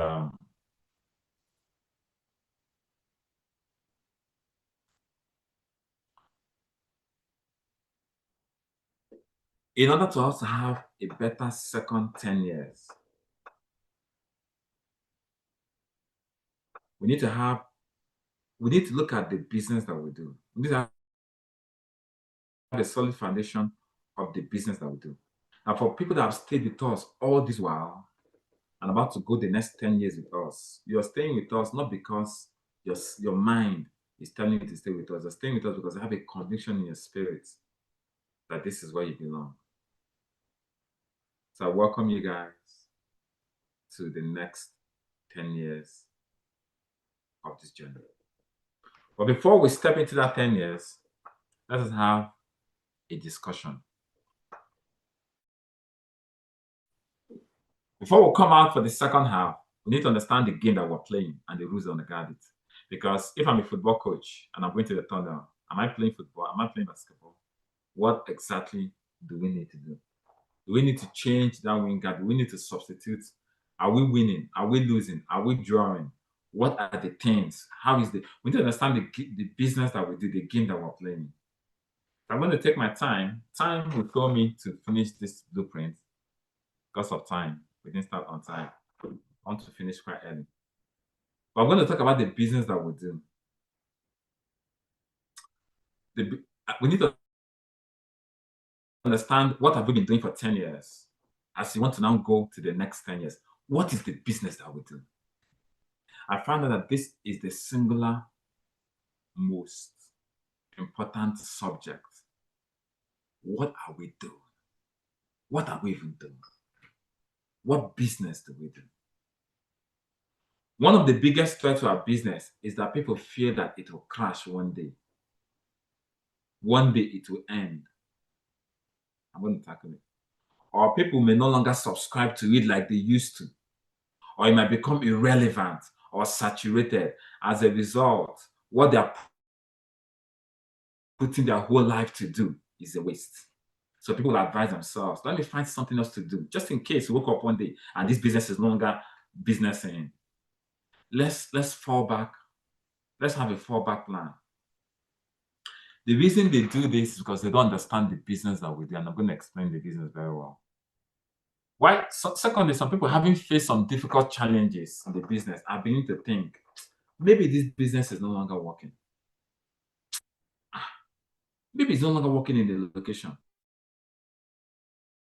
Now, if you listen to most of the success stories, the person that shared a success story, he will tell you that most times people go to a dip in the business.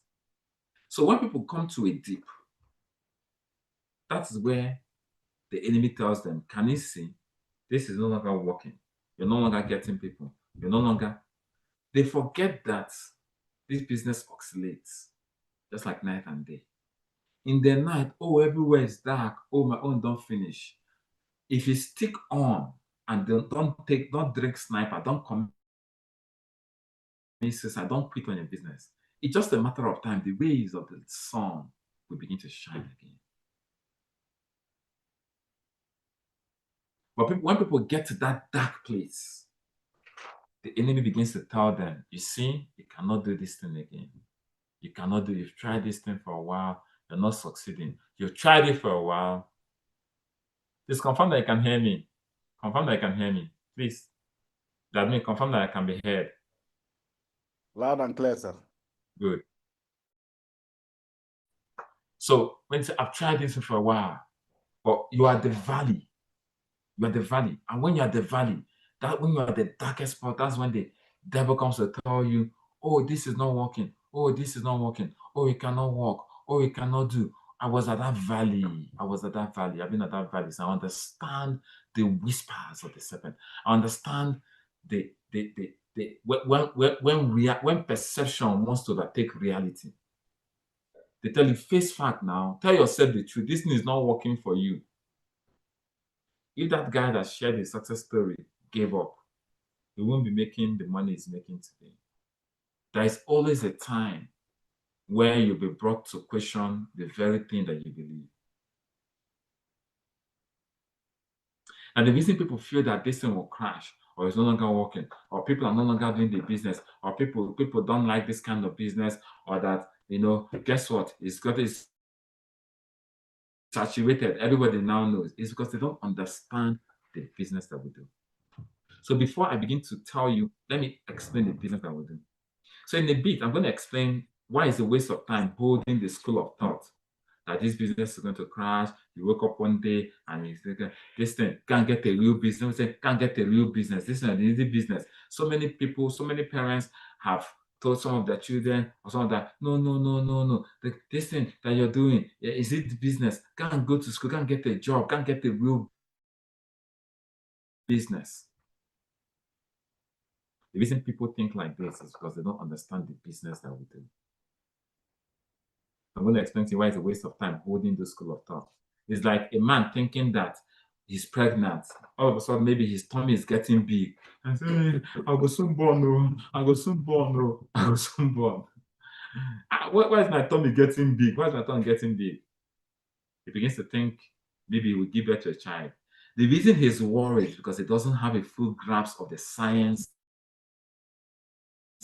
of the anatomy of the human body. Most of the worries that people face today is the evidence that they lack illumination in the core business that we do. That's why people are worried. If a man's tummy is getting big and he say, I cannot go born, I never get ready to, I never get time, get money to begin 20% for school, and you're a man. And you say, Mama, can't you see my tummy? Can't my tummy is getting big? Or can't you see it look like a day pregnant? I saw somebody not too long ago when the guy was walking, his tummy was like this, like as if he put the ball under his this thing. I said, guy, did you put the ball under? Even your tummy can't be bigger than pregnant woman. But if that man begins to say, maybe I might give birth to a child, it's because he lacks understanding in the anatomy of the physical of the male's body. The day he understands that he cannot give birth to a child, those worries will go. So the day you understand the business that we do, which I'm going to explain to you, those worries will go. You sleep like a baby. So I'm going to provide the illumination of the business that we do so they can go and sleep like a baby. And at the same time, be further equipped to do the business properly. So what business do we do? Some people say our business is the business of products. I'm going to say it. Before I tell you what business is, I'm going to tell you what our business is not. Our business is not a business of products, even though we have underlying breakthrough products attached to it. When you make your payment, the day we take testimony, success stories on our products, we'll have a problem because our products are magic products, breakthrough products. Our business has underlying products. So every money you pay, you get products. But our business is not a business of products. That is why you hardly see us talking about products. If you come to mentorship and training, you will hardly see, even though the products are good, you hardly see us talking about products because our business is not primarily a business of products. Are products included in our business? Yes, because if products are not included, it becomes a Ponzi scheme. Ponzi schemes are schemes that don't have value-added products. So if you're doing something, go and get people, and when people pay their money, they don't get products that will give value to them. It's a Ponzi scheme. So our business has products, but our business is not a business of products. The second I'm going to say is our business is not a business of making money. Even though we make money in our business, why doing our business? Our business is not a business, let's come and make money. No, that's not the business that we do.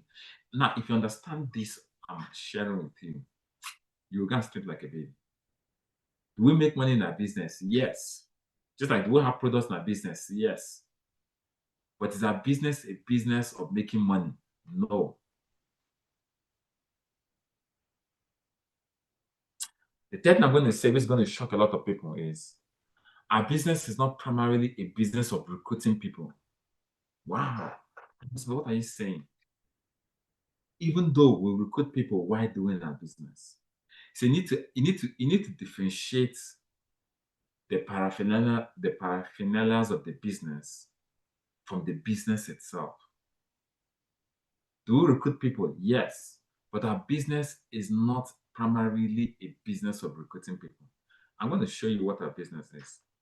All these things I've mentioned are paraphernalias of the business, but they are not the actual business itself. It's like going to the university. The reason you go to the university is not so that you can join SUG. The reason you go to the university is not so that you can join your school football team. The reason you go to university is to learn a particular field and graduate in that particular field with knowledge and certificate to prove it. But while you're in the university and your school, while in the campus, you will eat food. You will participate in other extracurricular activities. You will come under the governing council of the school. You go to classes, you make friends, you make enemies, you play games, you indulge, you go to parties, you go to freshers' night, you join societies in school, you join clubs.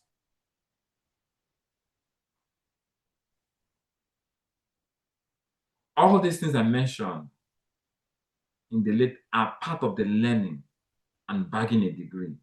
But those are not the main reason you went to the university.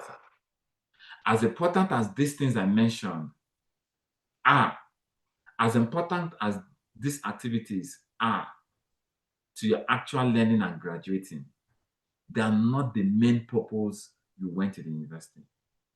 In other words, these activities are relevant to the degree that it helps you to learn and graduate from the university. Other than that, you may have wasted your years in school. Let me say it again. All these things like joining club, going to attending fellowship in school, joining societies, joining football club, going to parties, making friends, joining SUG, school politics, playing games, all those things, all those things, in as much as they are part and parcel of making you, for the school to pass through you, that is not the main reason you went to school. So those activities are only relevant to the degree that it helps you to achieve your main purpose, which is to learn and graduate from the university. Other than that, you may have wasted your years in school. This is exactly what happens when people don't understand the business that we do. So get products, recruiting people, making money. It's only to the degree to which it helps you to achieve the actual business that you do. So if you become the SUG president and you become the social prefect, at the end of the day, you did not graduate from school. You become a dropout. Wait a minute. You attended all the fellowship, you attended all the this, attended all the part, you're the happening guy, you're the capo, you're everything. People hailed you. At the end of the day, you did not graduate. Wow. You stayed in the best hostel. If somebody enters your room off campus, almost like a palace. You have the girls, you have the guys, you have the friends, you have the paparazzi. People hailed you. Yay! You want the most beautiful girl in school. You want the most handsome guy in school. You want everything. The Mr. Macho, blah, SCGs. You did all these things. You ate the best of foods. You had fun. You had a car. You're cruising. At the end of the day, you did not graduate from electrical electronics engineering. What a waste. That's how it is. So all those things are relevant to the degree that it helps you graduate with a degree. So all these things I've said, the products, the recruiting, the money making, it's only relevant as it helps you do the real business. So let me tell you the business that we do. So this is the business that we do. The business that we do is this. We'll build a team of people. That's the business that we do. Every other thing they're doing, we'll build a team of people who eventually become a tribe that are consistent in values and cultures that we represent. And that team creates the leverage that enables us to fulfill our vision. That's the business that we do. Let me say it again.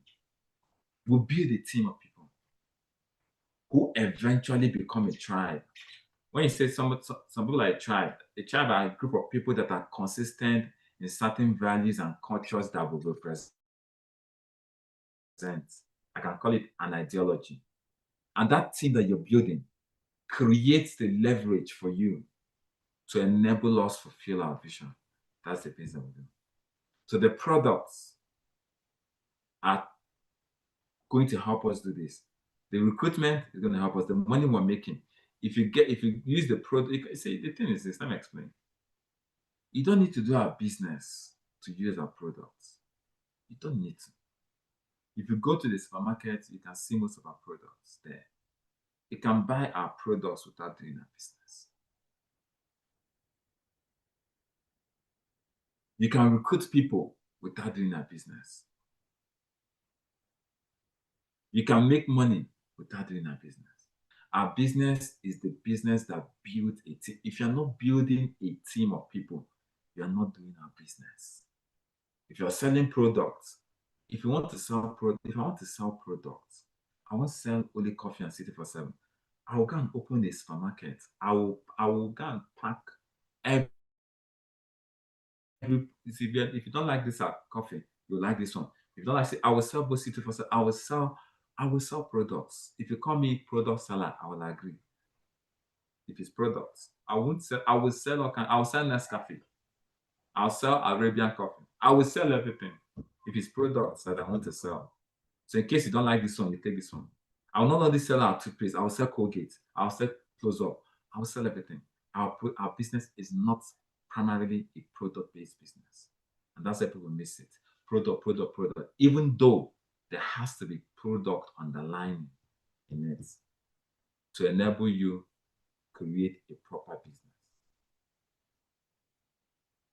Our business is not recruiting. That's why people recruit people. You can recruit 100 people. After 2 years, not one of them is standing. So what have you done? Job done, 0. Have you not seen people that recruited? Let's do recruitment campaign, recruited 50 people, 70 people in 2 months. After 3-6 months, all those 70 people are gone. Job done, 0. It's not about recruiting. It's not about making money. I've not seen people that have made money in this business yet quit the business. You've not seen. They've made money in this business yet after some time they will quit the business. It's not about making money. Products may fail. Companies may fail. Systems may fail. But ideologies don't fail. Humans don't fail. Let me state the business that we do again. The business we do is we'll build a team of people who eventually become a tribe. Tribe is a group of people that are consistent in values and cultures that we represent, which is called the ideology. And that team creates the leverage that enables us to fulfill our vision. So in a nutshell, we'll be the team of people who eventually becomes a tribe that promotes or represents an ideology. And that team that we build creates the leverage that enables us to fulfill our vision. In a nutshell, that's the business we do. So products may fail, companies may fail, systems may fail, but ideologies does not fail. Human beings does not fail. Products come and go, companies come and go, people can come and go, but ideologies that has permeated this realm does not come and go. What we're building is not products. That's why we don't emphasize building products. What we're building is not company. That's why we don't emphasize much of company. We don't make so much noise about companies. What we're building are people. People that represent a specific ideology. People that represent a specific dimension.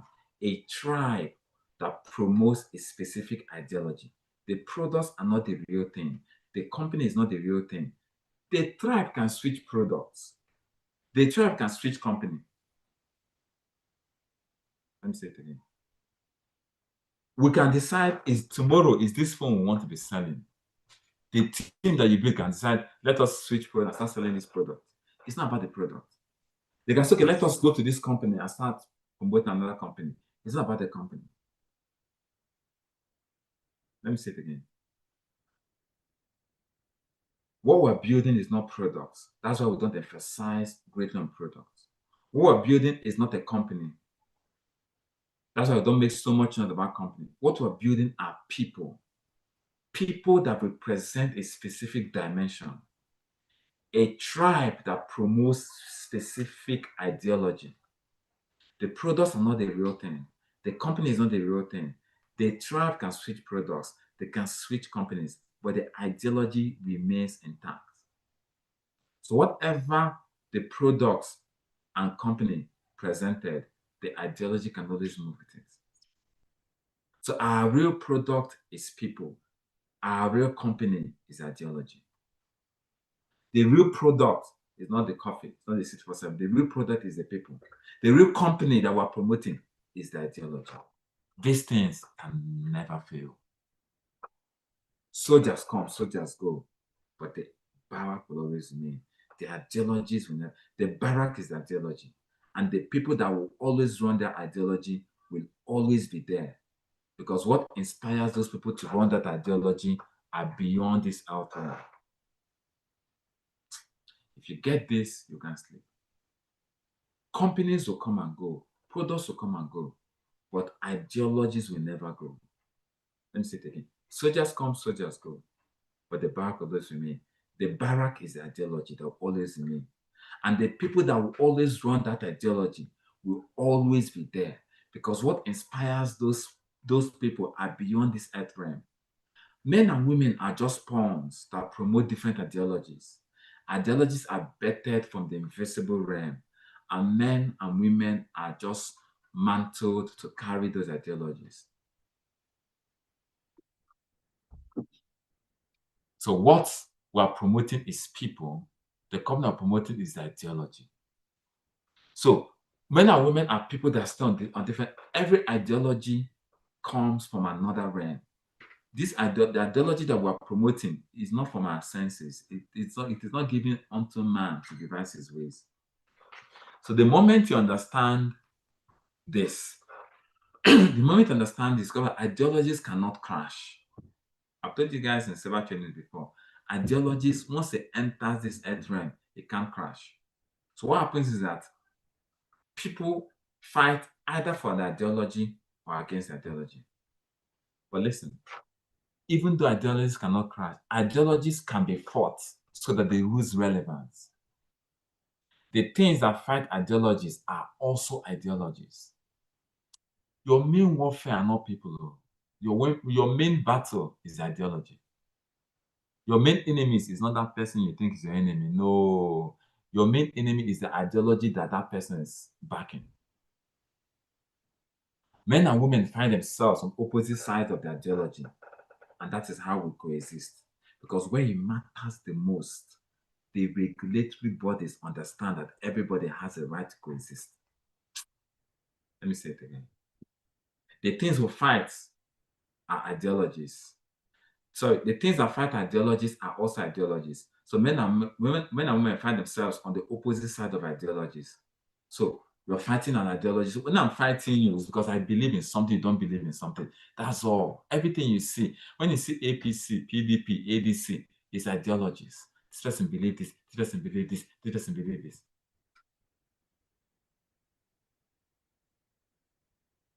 Even though ideologies cannot crash, ideologies can be fought so that they can lose relevance. So it's one ideology over the next ideology.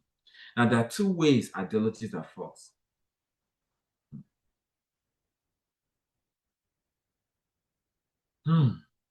Okay, time will not allow me because my time is fast spent. So let me leave that. But the wages of wars against ideologies are there are two things that fight ideologies. Other ideologies come to fight your own ideology. The second thing that comes to fight ideology are the storms of life that comes to test your ideology. Every ideology will face other ideologies in the battle. The more superior ideology dominates the less superior one. The second wager of war against ideology are the storms, the rains, the challenges. They come to test the foundation on which the ideologies are standing upon. Like I told you guys, for the past 10 years, people have come to challenge us, but when you come to fight us, you're not just fighting me. I come as one, but I stand as many. You're not just fighting me. You're fighting what is powering me. If you want to fight me, don't go and fight me. Go and find out my foundation and begin to fight it. So, to move on, my goodness, time. Wow.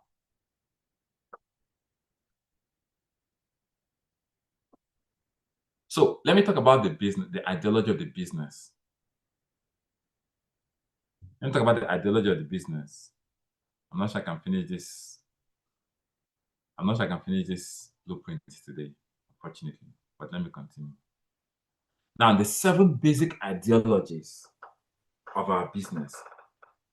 What we're building, our products are not coffee supplements. Our products are people.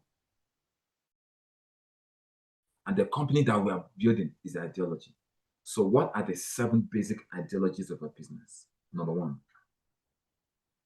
Now, if you understand this, you know that this business will not crash because ideologies don't crash. The people that might be sponsoring that ideology can stop. Has it not amazed you that today you go out, people still join the business, people will leave, people will join? Does it not shock you? I mean, leaders, are you not amazed? People will leave. Somebody criticize and go, another person will join. Because those ideologies are beyond this altering. Now, the 7 basic ideologies of our business is number 1.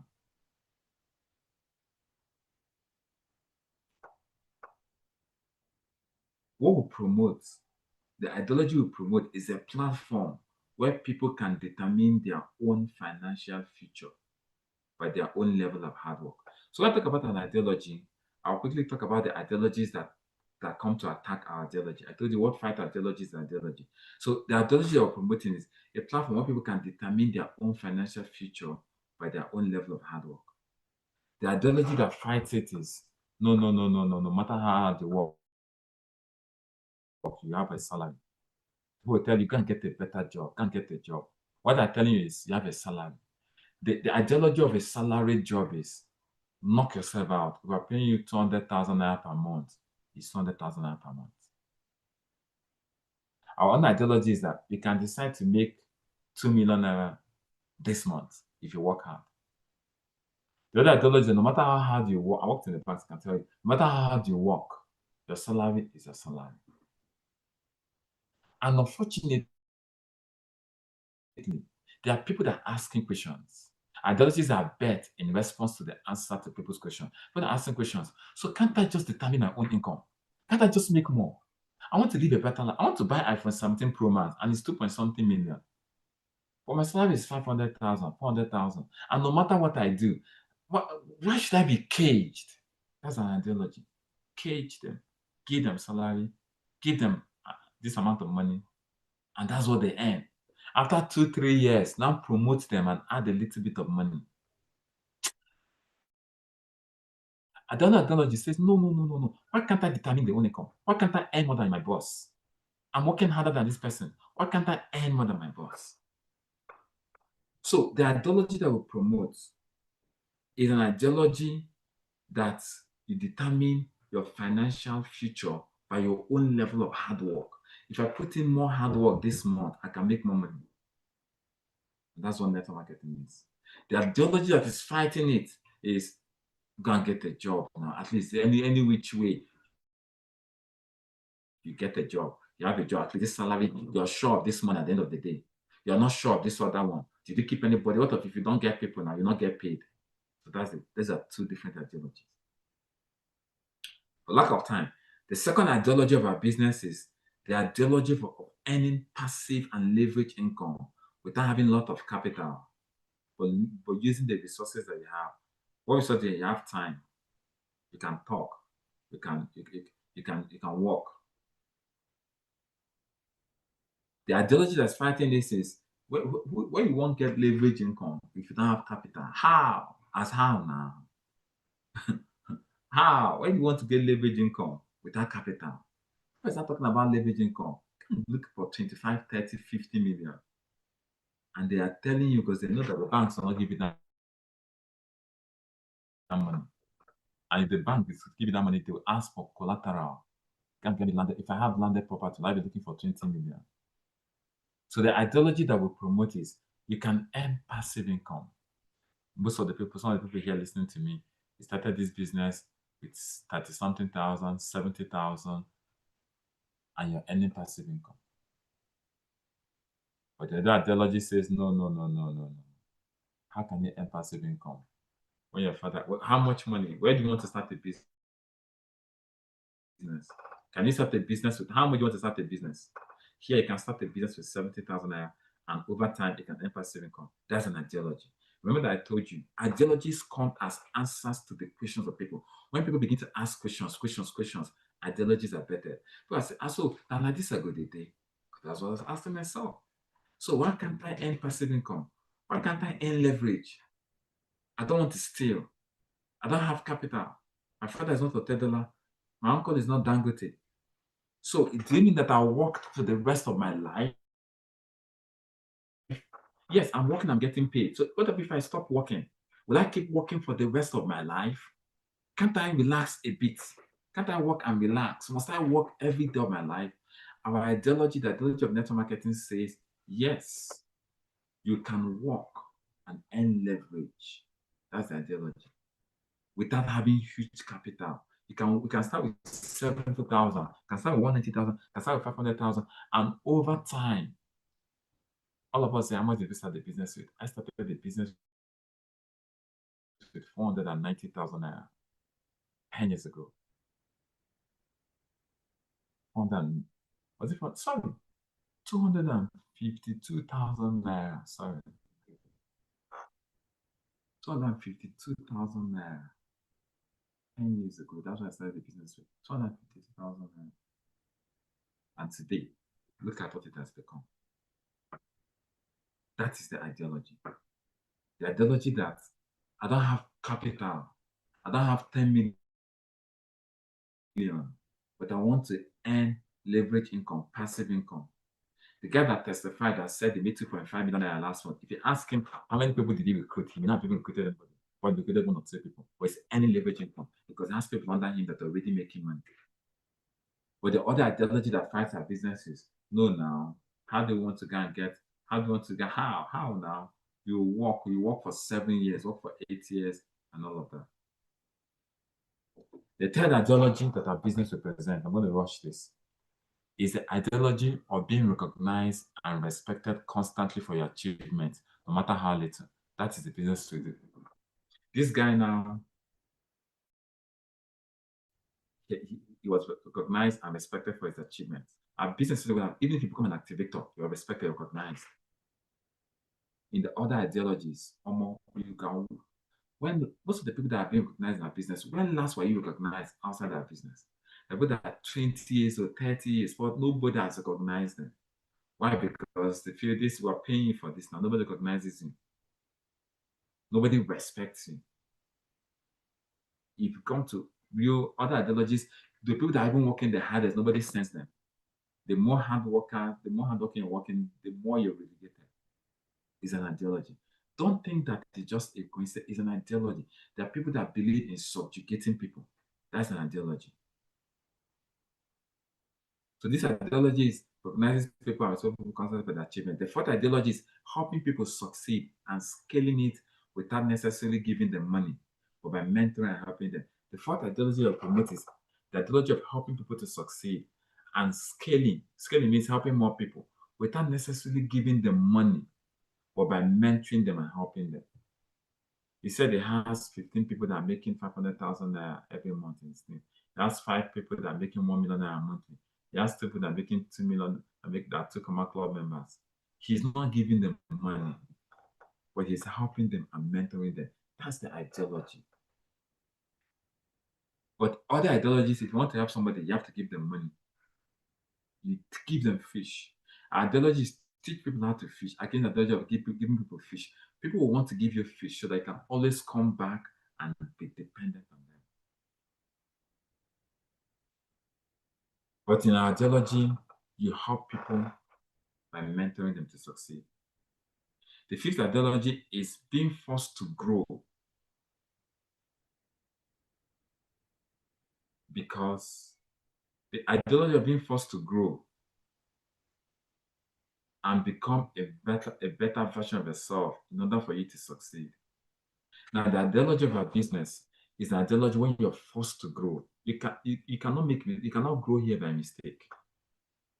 In our business, for you to succeed, you must become better. There are some ideologies that are looking for shortcuts. There's no shortcut here. I'm sure leaders can tell you there's no shortcut here. You must pay the market price for success. There's no shortcut here. If you're looking for shortcut, you soon quit this business. It's an ideology. It's the way it is formulated, so that if you come here, you know that there are no shortcuts.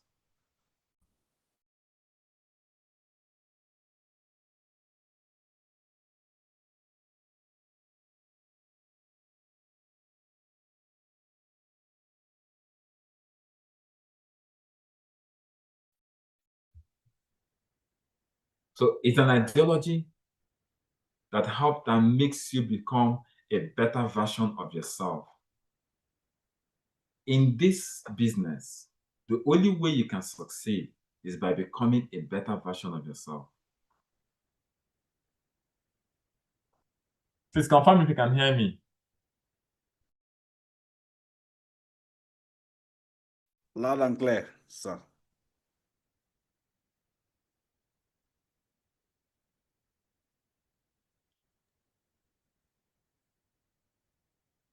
Can you hear me? Yes, sir. So the fifth ideology is a business where you're forced to grow by becoming a better version.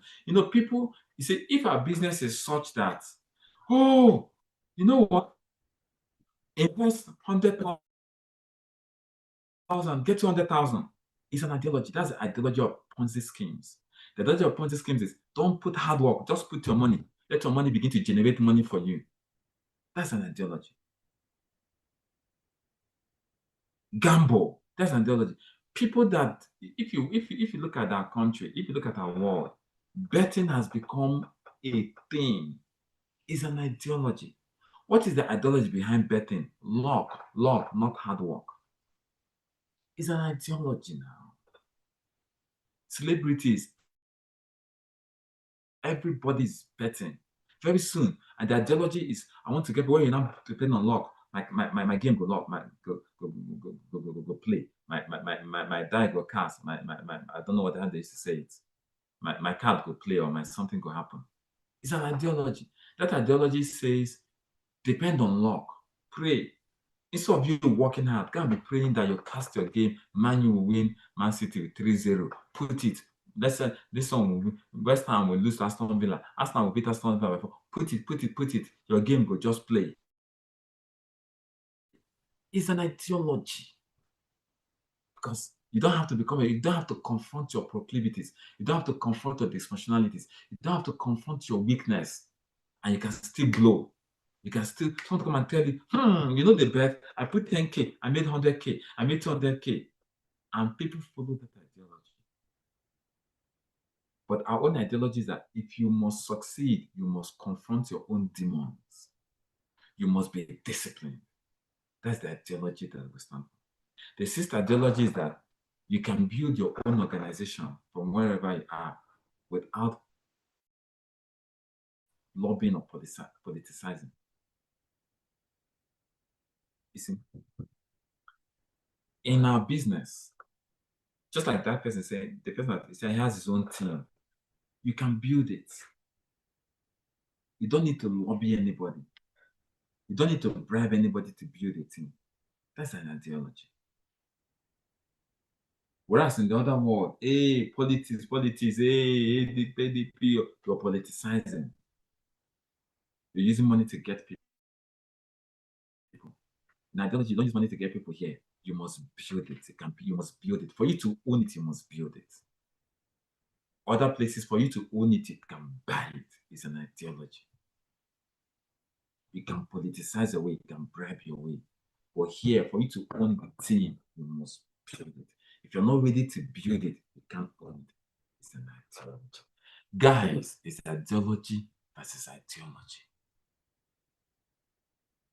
The ideology that says you cannot monkey the wall baboon the chop. In our business, the ideology is you kill what you eat. That's the ideology. You eat what you kill. That is why you can sign up somebody and that person that you brought can earn more money than you. It's an ideology.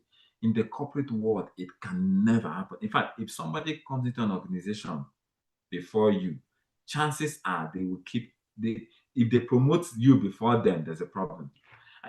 I was there now, this person came in now. I was there, I came in before you. Why are you going to be promoted? It's a problem because the ideology promotes a first come, first serve. Here, anybody can get it if you're ready to work hard. It's the ideology. It's the ideology. That's the 6 ideologies that we're building.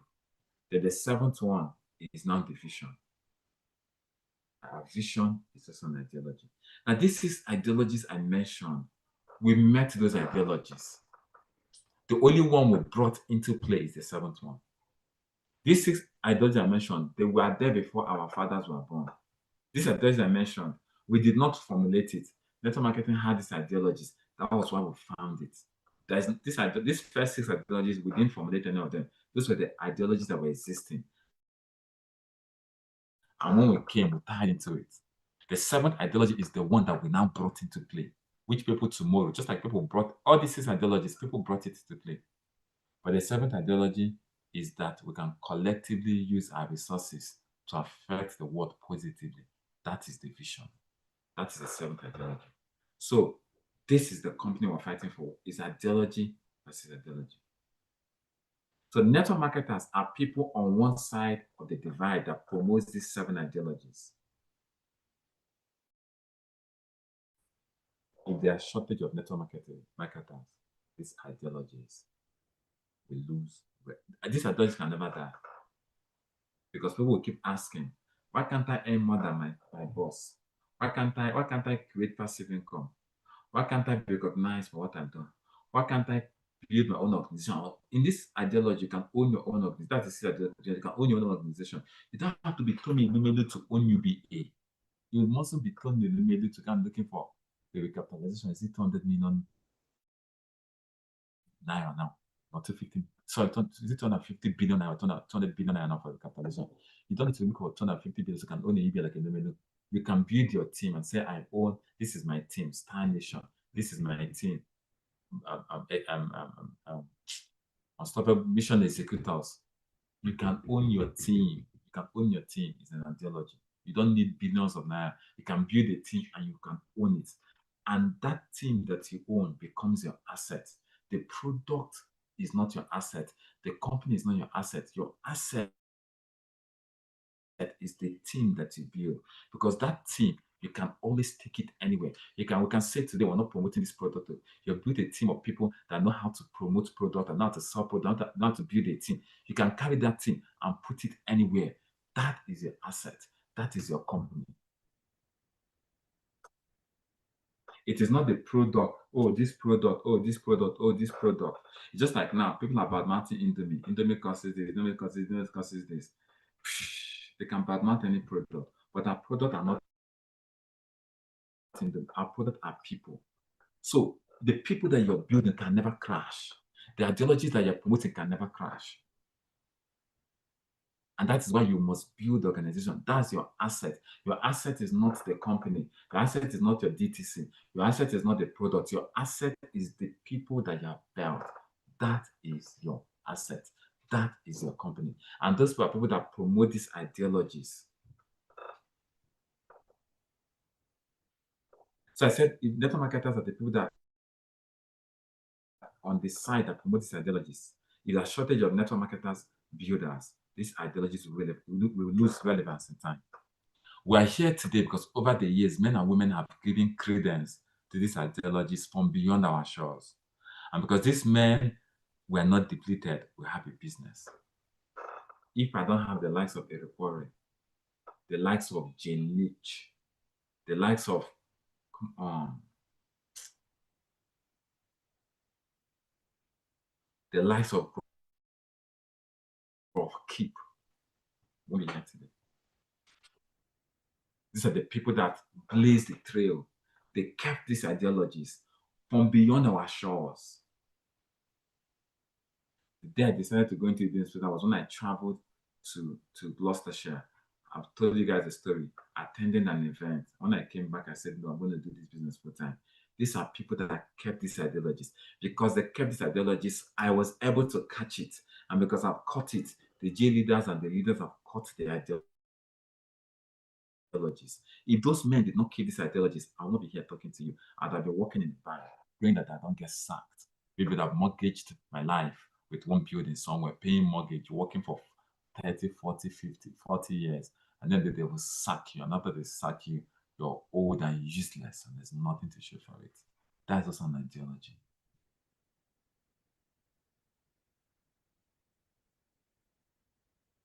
So the reason I'm standing here is because people have kept this ideology. So the men and the women that promote these ideologies and stick with them are called the builders. It's because they are builders. That was why I was built to this. If there's shortage of builders, this civilization will lose relevance. These ideologies will blur. If there's shortage of builders, these ideologies will blur. People telling you somebody is doing a job that are paying him more than 75,000 naira. He's encouraging you to leave network marketing and can get a job where they'll pay you more than 75,000 naira. He's promoting his ideology. And he's telling you this thing you're doing is not a business. Whereas it's anyone that's 75,000 and has worked in that place for 6 years. And he's telling you leave a network marketing business and can't get a job. And they will pay you 175,000 and he has been there for 5-6 years. He's promoting an ideology. He's on the other side of the divide, promoting slavery. On this other side of the divide, we promote freedom. So if there's shortage of the people that promote these ideologies are called builders, if there's shortage of these builders, these ideologies will first blood. We could come with this. That's why it has blood in the eyes of people, because there is shortage of builders. So in order to keep these ideologies relevant for the next generations, builders must arise. Therefore, 2026 will be called the rise of the legacy builders. The rise of not just the builders, the rise of the legacy builders is called building for legacy. So in 2026, we're going to be building for legacy. 2026 is the rise of legacy builders. You're not just building anything, not just building something that will fall tomorrow. You're building something that will outlive you. That next 10 more years from now, this thing will still be standing. When we started in 2016, if we did not build for the future, you will not see us today. The reason we're here today is because we built for legacy. So as I'm coming out of the tunnel and I'm going to the second half of the match, the second 10 years, I'm coming out with, we're going to build for legacy. The rise of the legacy builders, building for legacy. Because when there's shortage of these builders, ideologies will blur. At this point, let me tell you why we need the builders.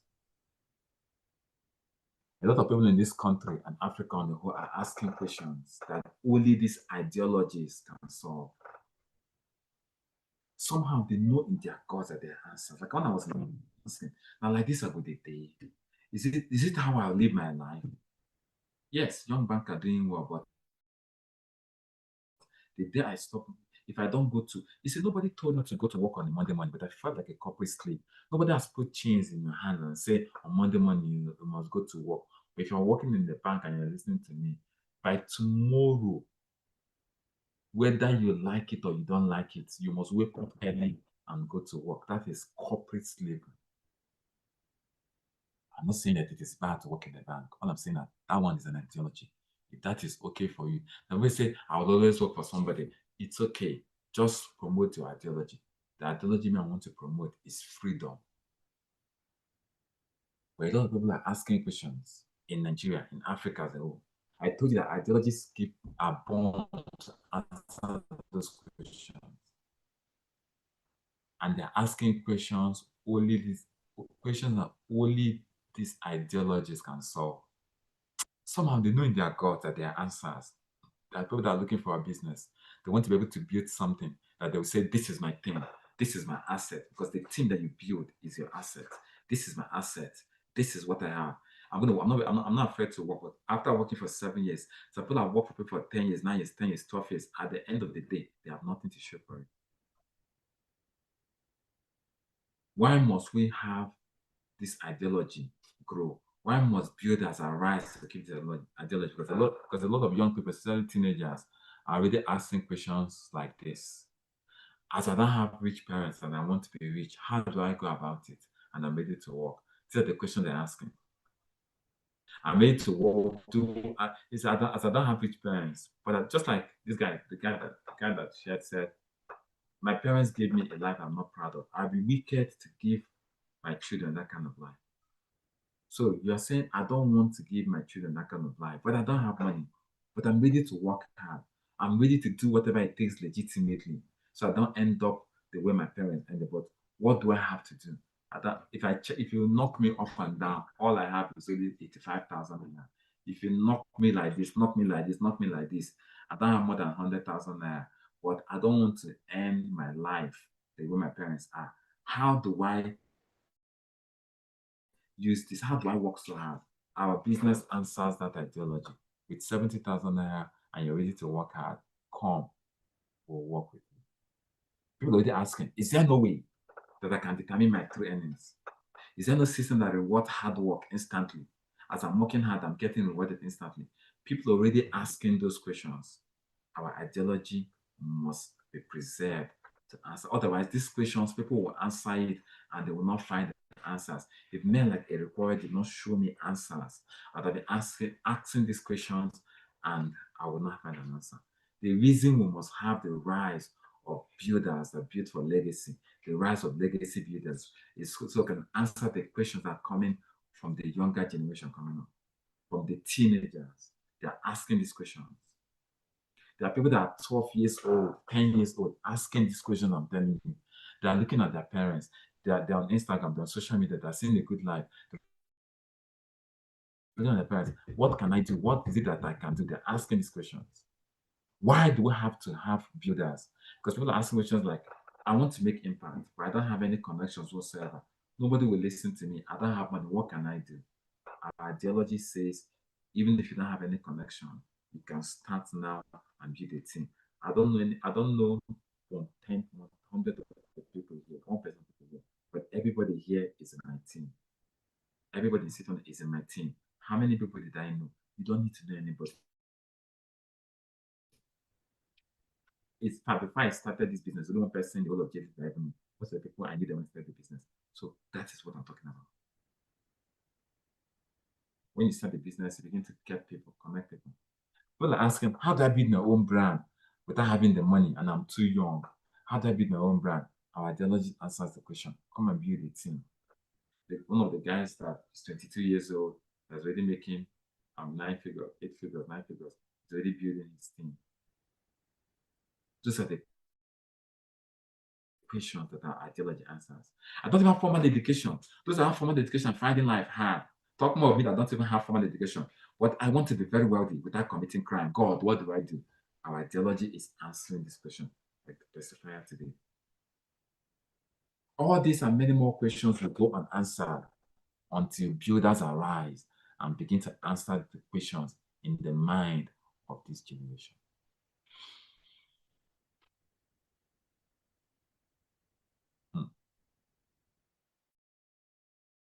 Time is gone. We must rise and begin to build this ideology. What are the benefits of this ideology? Every ideology that is being propagated rewards those that propagate it. If you propagate this ideology, there are certain things that you benefit. A laborer is worthy of his hire, is worthy of his wages. There are 7 main benefits to the person that decides to build. I'm going to dissect them one after the other. I'm going to be very fast. But this year is the rise of legacy builders. Our business is to build a team. We're going to build a team. My time is fast spent. I'm going to rush. So what are the main benefits? If you decide today, I raise my hand, I want to be a builder. What are the things that you're going to benefit? Number 1, wealth. You're going to be able to create wealth. I didn't say money. Wealth. True wealth is created when impacting other people's lives. If you begin to build this ideology, you will become wealthy. I have built it and I become wealthy. People have built it and they become wealthy. I am wealthy because I built this ideology. So one of the benefits for anybody that says, sign me up, I want to build this ideology. These 7 ideologies, I want to build it. What are the benefits? What are the remunerations? Wealth. You can't build this ideology. You see, I guarantee you, wealth is not just money. Money is just one of the currencies of wealth.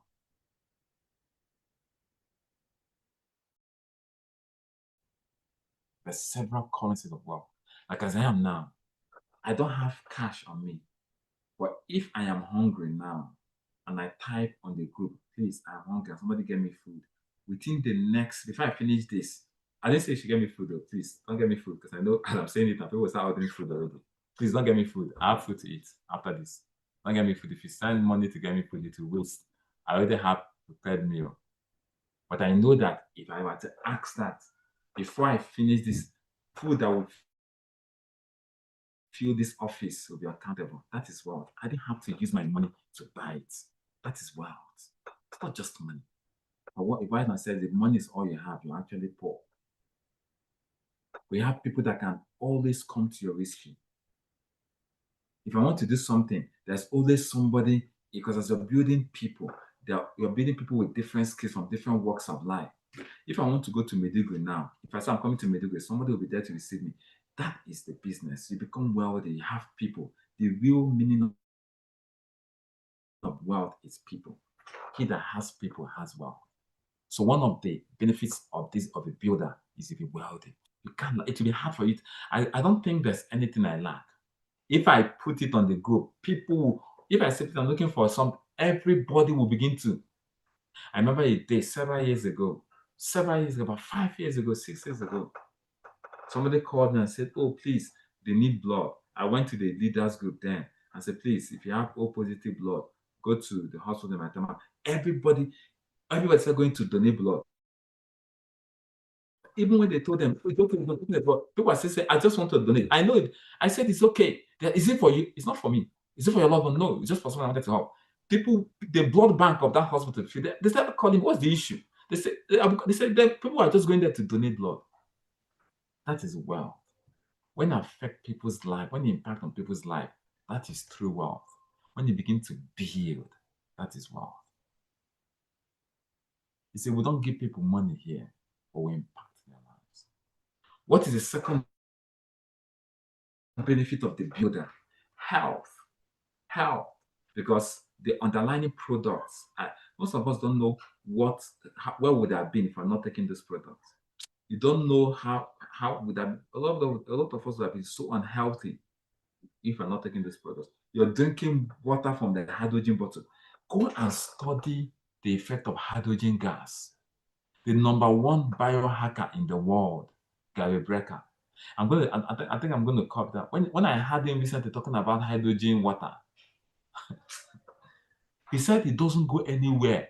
He said if he's traveling, the first thing he packs is hydrogen. He said it fascinates him. He's the #1 biohacker in the world, Gary Brecker. So you are drinking water from your hydrogen bottle. You don't know, you don't have an idea the health implication. You're taking your city person, you're taking your coffee, you're taking your supplements, you're taking your coffee that has 16,000 phytonutrients. You don't know what God has done for you. You don't have an idea. You take it for granted. But because you're doing this business, I wouldn't have been taking CT47 if I was not doing this business. But the business is exposed to the products, you're taking the products. You don't know what you're. Some of us would have been down with kidney failure if not for the products that we're taking. You don't know. Some of us have had high blood sugar, all kinds of diseases because you're taking the products. Your health benefits is astounding. The third benefit to the person that says, I want to build, sign me up as a builder, I want to build for legacy, is you're going to make contribution and impact in the lives of other people. You know, people come to a point where they feel so successful when they are impacting on other people. So the third benefit is impact and contribution. You might say, what does impact and contribution mean? You may not know what it means. You may not know what impact and contribution means until you look at your life and you discover that I have not affected anybody. I have not affected. Look at your life and discover that, oh, I've not contributed on anybody's life. If you look at your life and the only people that you have helped are your family members, you have failed. Let me tell you what failure in life is. Failure in life is coming to the age of 70 years old, or 50 years old, or 60 years old, and you look around. The only person that can tell you thank you are your immediate family members. You're a failure. You are a big, huge failure. Because your life is supposed to impact. You're supposed to start from your immediate family members, and you're supposed to affect the people around you. People you don't know should be thanking you for impacting their lives. If there's no contribution or no impact, then you're a failure. The fourth benefit that this, if you want to be a builder, offers is that you live life on your terms. You travel around the world. Because I am right now, I can travel around the world. I can travel around the world. I can wake up today and go the next flight and go to anywhere. Sometimes I travel and come back. People around me, I'm not even know why I travel. I can travel, spend 2 days, come back. They didn't even know I traveled. Because you never really get out. Once you really have it, you're not going to trip you to post everywhere you go. Not really. Yeah, the lifestyle, but if you just like buffet, you see when you see people, I'm not saying it's wrong, but if you see people that are eating buffet, they're eating food, they're snapping. When you live in a place where you eat buffet every day, it will tire you to the snap to the show. Because if in your house is a buffet, if you're living in a hotel that every day is a buffet, after 2, 3, 4 days of snapping, you will tire because it doesn't.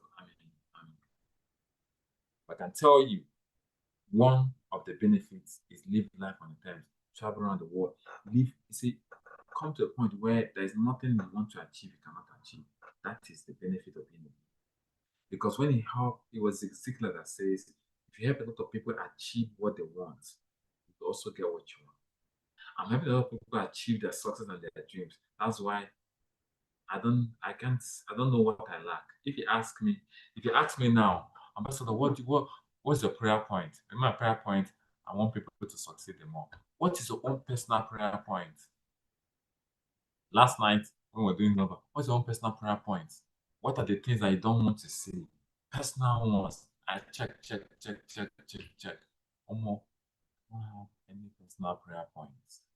That's the honest truth. Because I'm helping a lot of people achieve their lives, and I want it to continue that way. What is the sixth benefit of becoming a builder? When you build this business and you now have a large team, you can now rest. You can now have higher quality of life. You can decide to chill. You can decide you don't have to be under pressure all the time. You can now have rest because you have residual income, you have leverage income. You can have higher quality of life. That is one of the benefits of being. The fifth one is living life on your terms, traveling around the world. Why do I say live life on your terms? Because you built a business that's producing. I don't need to do anything to make money today. I don't need to do anything. I built a business that is already producing, so I can live life on my terms. I can travel around the world. Number 6 is rest. At this point in time, it can calm down. It can calm down a little bit. Your quality of life is high. You can afford to live a higher quality of life. All these things will happen at the benefits if you decide to build. And the 7th benefit is what I call financial freedom. Financial freedom is when your passive income meets your daily liabilities as a 4D, and also purpose. That's when you then begin to feel. You see, if you don't have financial freedom, let me tell you something. Don't ever deceive yourself that you understand what your purpose in life is until you're financially free. Take it from me. You don't have a full grasp of what your purpose in life is. You're not financially free. If food on the table is a problem, if house rent is a problem, if paying your children's school fees is a problem, if the basic necessities of life are a problem, okay, you don't know what your purpose is. Your purpose is to fulfill your base. It is until you come to a point when you wake up in the morning and you say, food is not a problem, house is not a problem, basic necessities of life are not a problem. What it means is that I don't have to work a day in my life to take care of these things. That's what financial freedom. Then that's when you begin to decipher and find purpose. So one of the benefits of those that are going to build the next 4 or 5 years, you can truly find purpose. What are the disadvantages of people that want to pay? For everything that has a pro has a con. I've showed you 7 advantages. I'm also going to show you 7 disadvantages. My time is up. I have 6 minutes. So I'm going to do this. I'm going to rush. What are the disadvantages of following this business ideology of not being a builder? There may not be disadvantages, but there are cons. Let me put it that way. For everything that has a pro, there is a con. For every debit somewhere, there's a credit. Trust me. So what are the cons to this? There are 3. Number 1,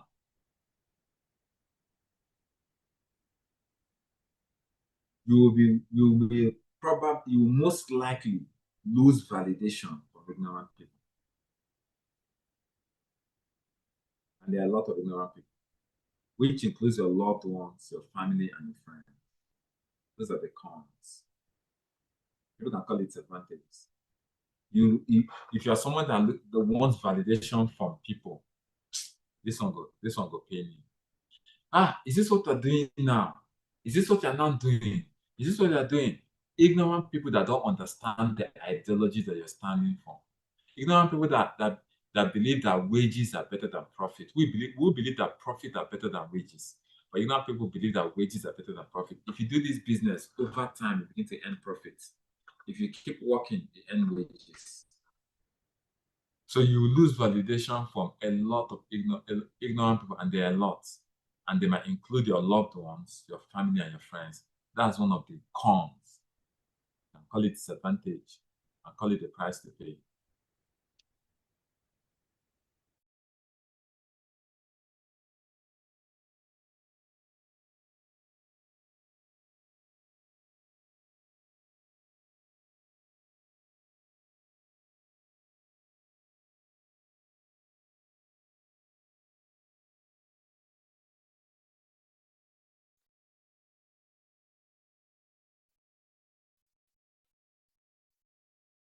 Confirm you can hear and see me.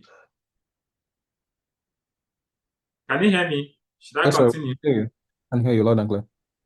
Okay, so one of the disadvantages is that you will lose validation from ignorant people, and there are a lot, which includes your loved ones. In fact, if ignorant people are not validating you, it may not say, but somebody that you love, somebody that your friends, when they begin to disvalidate you or not validate you, or they think, what are you studying? Because they don't understand. That's number 1.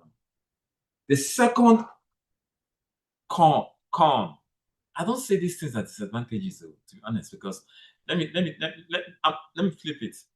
For you to be great, you must work alone. If you're not ready to work alone, forget it. You join the masses.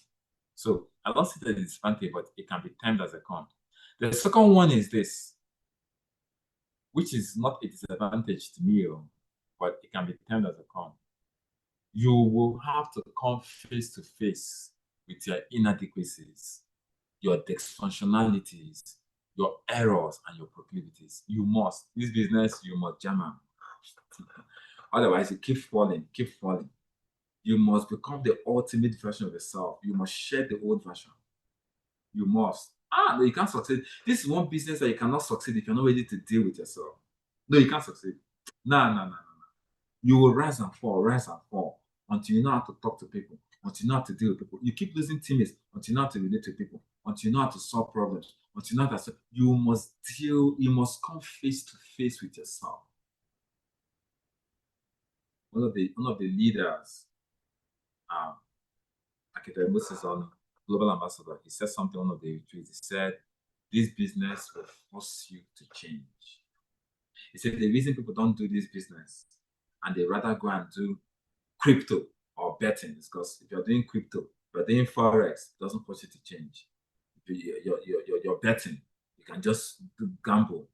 You see this business, it must force you to become a better version. You must come face to face with who you are. You must look at your mirror. So if you are that kind of person and don't want to confront yourself, this may be a disadvantage. This may be a con. You want to hide on that, hey, this business, for you to succeed. I don't see anybody that succeeded in this business without facing his bad habits and dealing with his bad habits. You will build and you will come. It will show you those things. And if you don't work on them, you can build a team and it will crash. Then the third disadvantage, in quotes, or the con of the business is, you will have to pay the market price for success. Here, there's no shortcuts. There's some businesses, do this, buy a land for 1 million. If it's in a good place, in 5 years, it'll come 10 million. Here, there are no shortcuts. You must pay the market price for success. See, that's a con, it's a con. People want shortcuts. Here, there are no shortcuts. Because here, the project is yourself. You must become the ultimate version of yourself. There are no shortcuts here. You must pay the ultimate price. You must come to your deep soul and say, cha! You must pay the ultimate price. You must pay the market price for success. Those prices will include hard work, consistency, character formation, obedience to that. You must pay the price. You must pay the price to be able to build a team. So you see, when most people are failing in the business, let me tell you this. This might be one of the greatest things you learn. When people are failing and not succeeding in the business, it's an indication that they have character flaws. When people are not succeeding in this business, it's a clear-cut signal that they have character flaws. Instead of them to go back and deal with themselves, they blame it on the business. No. If you're building a team, you're not able to build a team.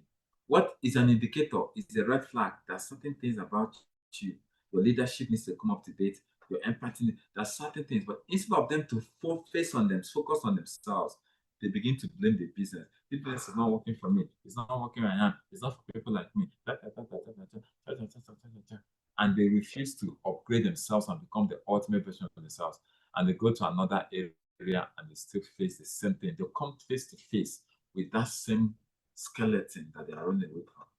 They might achieve some level of success in that other one and they're excited. Because once you go to a new venture, the excitement, yay! But after some time, that same thing that they are running away from in this business, which is them, will begin to face it again. That their indiscipline, that their lack of character, that their poor attitude, that their inability to master skill, that their low sense of worth. All those things begin to come back and find them. They will come back and say, child, it is the same thing. It is not the business that is wrong. It is you that needs to upgrade.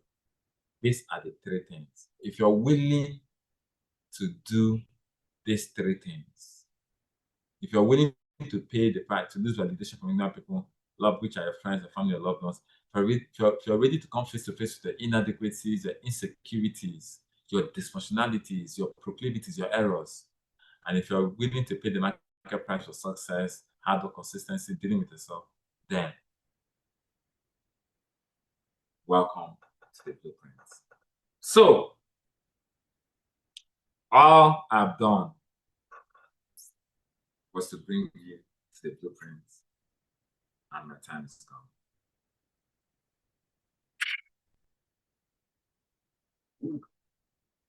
It's 5:33 already. So, but I'm going to tell you this. Maybe it's like this, so that we can go and do the body of work. So what it means is there are 7 pillars of the blueprints. The 7 pillars for building is building for legacy. This year we're going to raise people that will build a team that will last. So the blueprint is supposed to be the 7 pillars for building. But we spent close to 2 hours already, so I cannot continue. But it means that we'll continue this blueprint. But while you're preparing yourself, go back and make sure you're ready to pay the price for success. Make sure you're ready, because if I show you the blueprints, most of the time our mindset are not usually prepared. Now, I was thinking I was going to be able to do all of this in 2 hours, but unfortunately I was not able to do. But I think it's better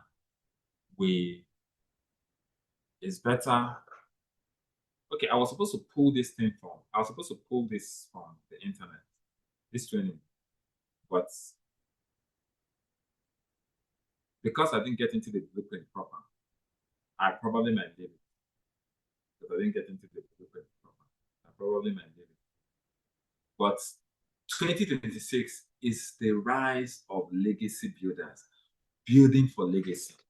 So what we're going to do, let me tell you a nutshell, so that when I come to the blueprints, just start. So what we're going to do is, this 2026, we're building for legacy. We're building a team that will stand the test of time. I told you there are 2 things that fight ideologies. Other ideologies fight it.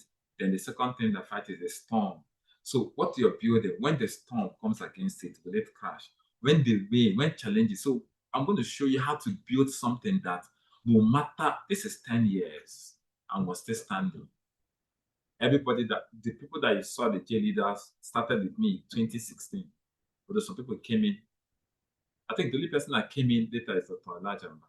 Everybody here, out of the 8 nations, the 7 J leader nations, it's only Dr. Mbata that came in like a year later or 2 years later. Every other person started with us and are still here. What do you do to build something that will stand the test of time? It's called, not just, you can build something. Hey, some of us, what you are building, yay! You're happy that you're building. You're happy that you have a team. But wait till the storm comes.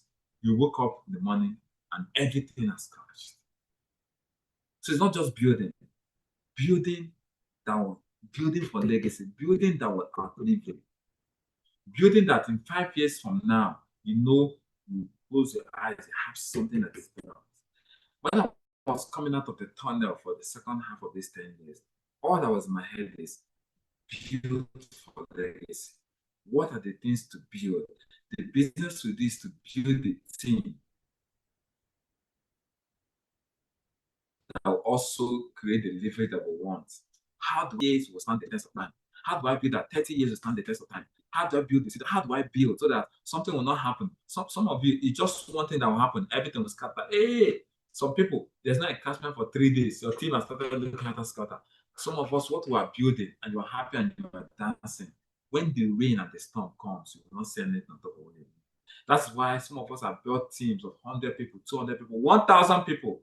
When you look back, they are nowhere to be found. It's because when you are building, you are not building for legacy. So this year, we will build legacy. I don't know when else I'm going to continue. I thought I was going to finish this thing today, but it was okay. We go to the clear preliminary so that we can understand. Because if the foundation, what I said today was the foundation for the building. If the foundation is destroyed, what can you do? Building for legacy. How do I build a team that will never crash? How do I build a team that I can beat my chest and say, 20 years from now, this thing will be standing? How do I build a team that will outlive my children? Building for legacy. In 2026, we're going to have builders.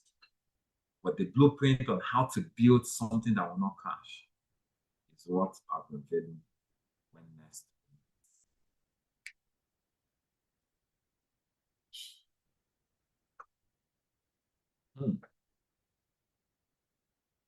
If you have gotten value, go to the chat box and type value. If you have gotten value, go to the chat box and type value. I've not even touched the meat of this blueprint, but I've touched the body. I've touched the opening. So I want you to leave here, raise up and say, I'm going to build. I'm going to stand for this ideology. I'm going to stand for the vision. And I'll close by saying, the seventh and the final ideology was our vision, to raise financially free people. So it's not just, see, what all the people that are sharing their success stories, they're not just saying, I bought a car, I did this, I did this. What they're saying, their joy is that I'm raising people. That is where the joy is. To raise a financially, to build. When you're raising, that's where the work is, you build. To raise a financially free people, who will in turn raise other financially free people, so that collectively we can use our resources to affect the world positively. Ladies and gentlemen, where are the raisers of men? Where are the people that are ready to raise people? Where are the people that are ready to build? When they say that raising means building, where are the builders for the future? Where are the builders for legacy? I want to say congratulations to everybody that stood with us for 10 years. You may not have stood with us for 10 years, but if you have stood with us, you see, GA leaders, I want you to specially recognize. We're going to have a leaders conclave meeting first in March. So you have to be minimum for it to, but you have been with us for 3 years. Okay, some criteria are going to come out for that. But GA leaders, please, I need it this year. Recognize people that have started. They have started 3 years ago, 2 years ago, 4 years ago, 5 years ago. But since they started, they never look back. They've been with us. Yes, for 10 years, but people joined us 7 years ago, 5 years ago, 4 years ago, 3 years ago, 2 years ago, at least minimum 2 years. If you have stayed with us for 2 years and you have not flinched back, not you go. Some people, they go, they come. I'm not about people that are good. They'll not tell other things, it's not working, they'll not come back. No. People that put their hand with this vision and never look back. We need to celebrate them. That is the celebration. All the GA leaders, all the nations, find a way to do an event. Celebrate the people that have been with the vision. They have not looked back for the past 5 years, 6 years, 7 years, at least 2 years and above. They've been with the vision 2 years and above. They have not left. They are still standing. I celebrate you all. I congratulate you all. We're going to celebrate you guys. We're going to be with you. We're going to sit down. I'm going to have togetherness and all. I just want to say thank you for standing with this ideology. And I'm going to say this as I close. This vision is going on. It can't stop. Even me does not have the power to stop it. What I'm doing, even me cannot stop it. A higher power is pushing me. Even if just like a bicycle that a truck is pushing, the bicycle just going, that's how it is. The fire in my bones. If you know the determination, hey. You see, as I'm coming for this second tenor, this second half, not tenor, please, this second half, this second 10 years, the fire, the zeal, the determination let me tell you guys, we're just about to get started. Brace up, because the future is clear. I welcome you all to 2026, the year of the legacy builder. I'm building for legacy. I'm not just building to eat for tomorrow. I'm not just building so that I can say, I'm building for legacy. I'm building for legacy. Welcome to Legacy Builders. I intended to finish this blueprint today, but I did not. So I don't know when next we're going to have our second, but I'm going to bring it out when I'm going to be talking about the pillars to build a legacy. Thank you so much for everybody that stood with us. Thank you so much. Welcome to 2026. And I look forward to meeting with you guys again, where I begin to dissect. But it has to be early. I don't know when, but maybe when to bring it out, it has to be early. But this year, all the GA leaders, I had a GA leaders meeting on the 29th. We gathered together and we made a commitment. Let me tell you that commitment so that you guys will know. The GA leaders, we met on the 29th of December and we made a renewed commitment to go back to the zeal we had in the beginning, to the structure and the discipline we had in the beginning. We want to go back. We've made a commitment to go back to the fire, to the zeal, to the effervescence, to the excitement, to the fire we had in the beginning. So everybody get ready. It's no longer business as usual. We're about to take a flight. Everybody get ready. I love you all. I love you all. And together, we'll continue to thrive. This year, the help of God will be visible. God bless you. As I hand over the meeting to Dr. Victor Balson to close. God bless you. Happy 2026, the rise of the legacy builders. Watch out for the blueprints on the legacy builders. God bless you. Dr. Victor, take over. Please, let's go to the platform, please. Let's go to the platform and appreciate. Let's go to the platform and appreciate the president. It's beautiful. It's awesome. 2026, the rise of the legacy builders. Let's go and appreciate him. Let's go and appreciate it. As he was talking, a lot was just flashing in my mind. This is 10 years, and I was just, things were flashing. There are some people that stayed 1 year. You can't see them. Some people didn't even stay up to 1 year. Some stayed 2 years. You can't see them. Some stayed 3 years, and they left. But there are people that have stayed 5 years. They are still here. Some people have stayed 2 years, and they are still here. And some people have stayed 5, 7 years, and they are still here. Most G8, 10 years, and they are still here. Wow. Wow. What a moment, man. What a moment. It's a beautiful experience. Now, this 2026, we're starting all over again to rebuild legacy. Men and women that will last. Men and women that will heed the test of time.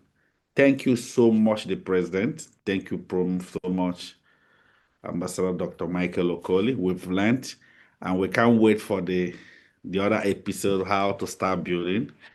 Let's go and appreciating. And once again, I appreciate each and every one of you here that have all joined. Go back to this training since you have a promise that it will still be online. Go back and revisit this blueprint again. Revisit it before we wait for the second version of this. God bless you all. I appreciate you all. And once again, Happy New Year. We have entered into that realm, the rise of the legacy builders. God bless you all. Remember, for most of you here, retreat is ongoing. Make sure you pick your ticket, because you'll be seeing all these people speak live in that retreat. God bless you all, and bye-bye.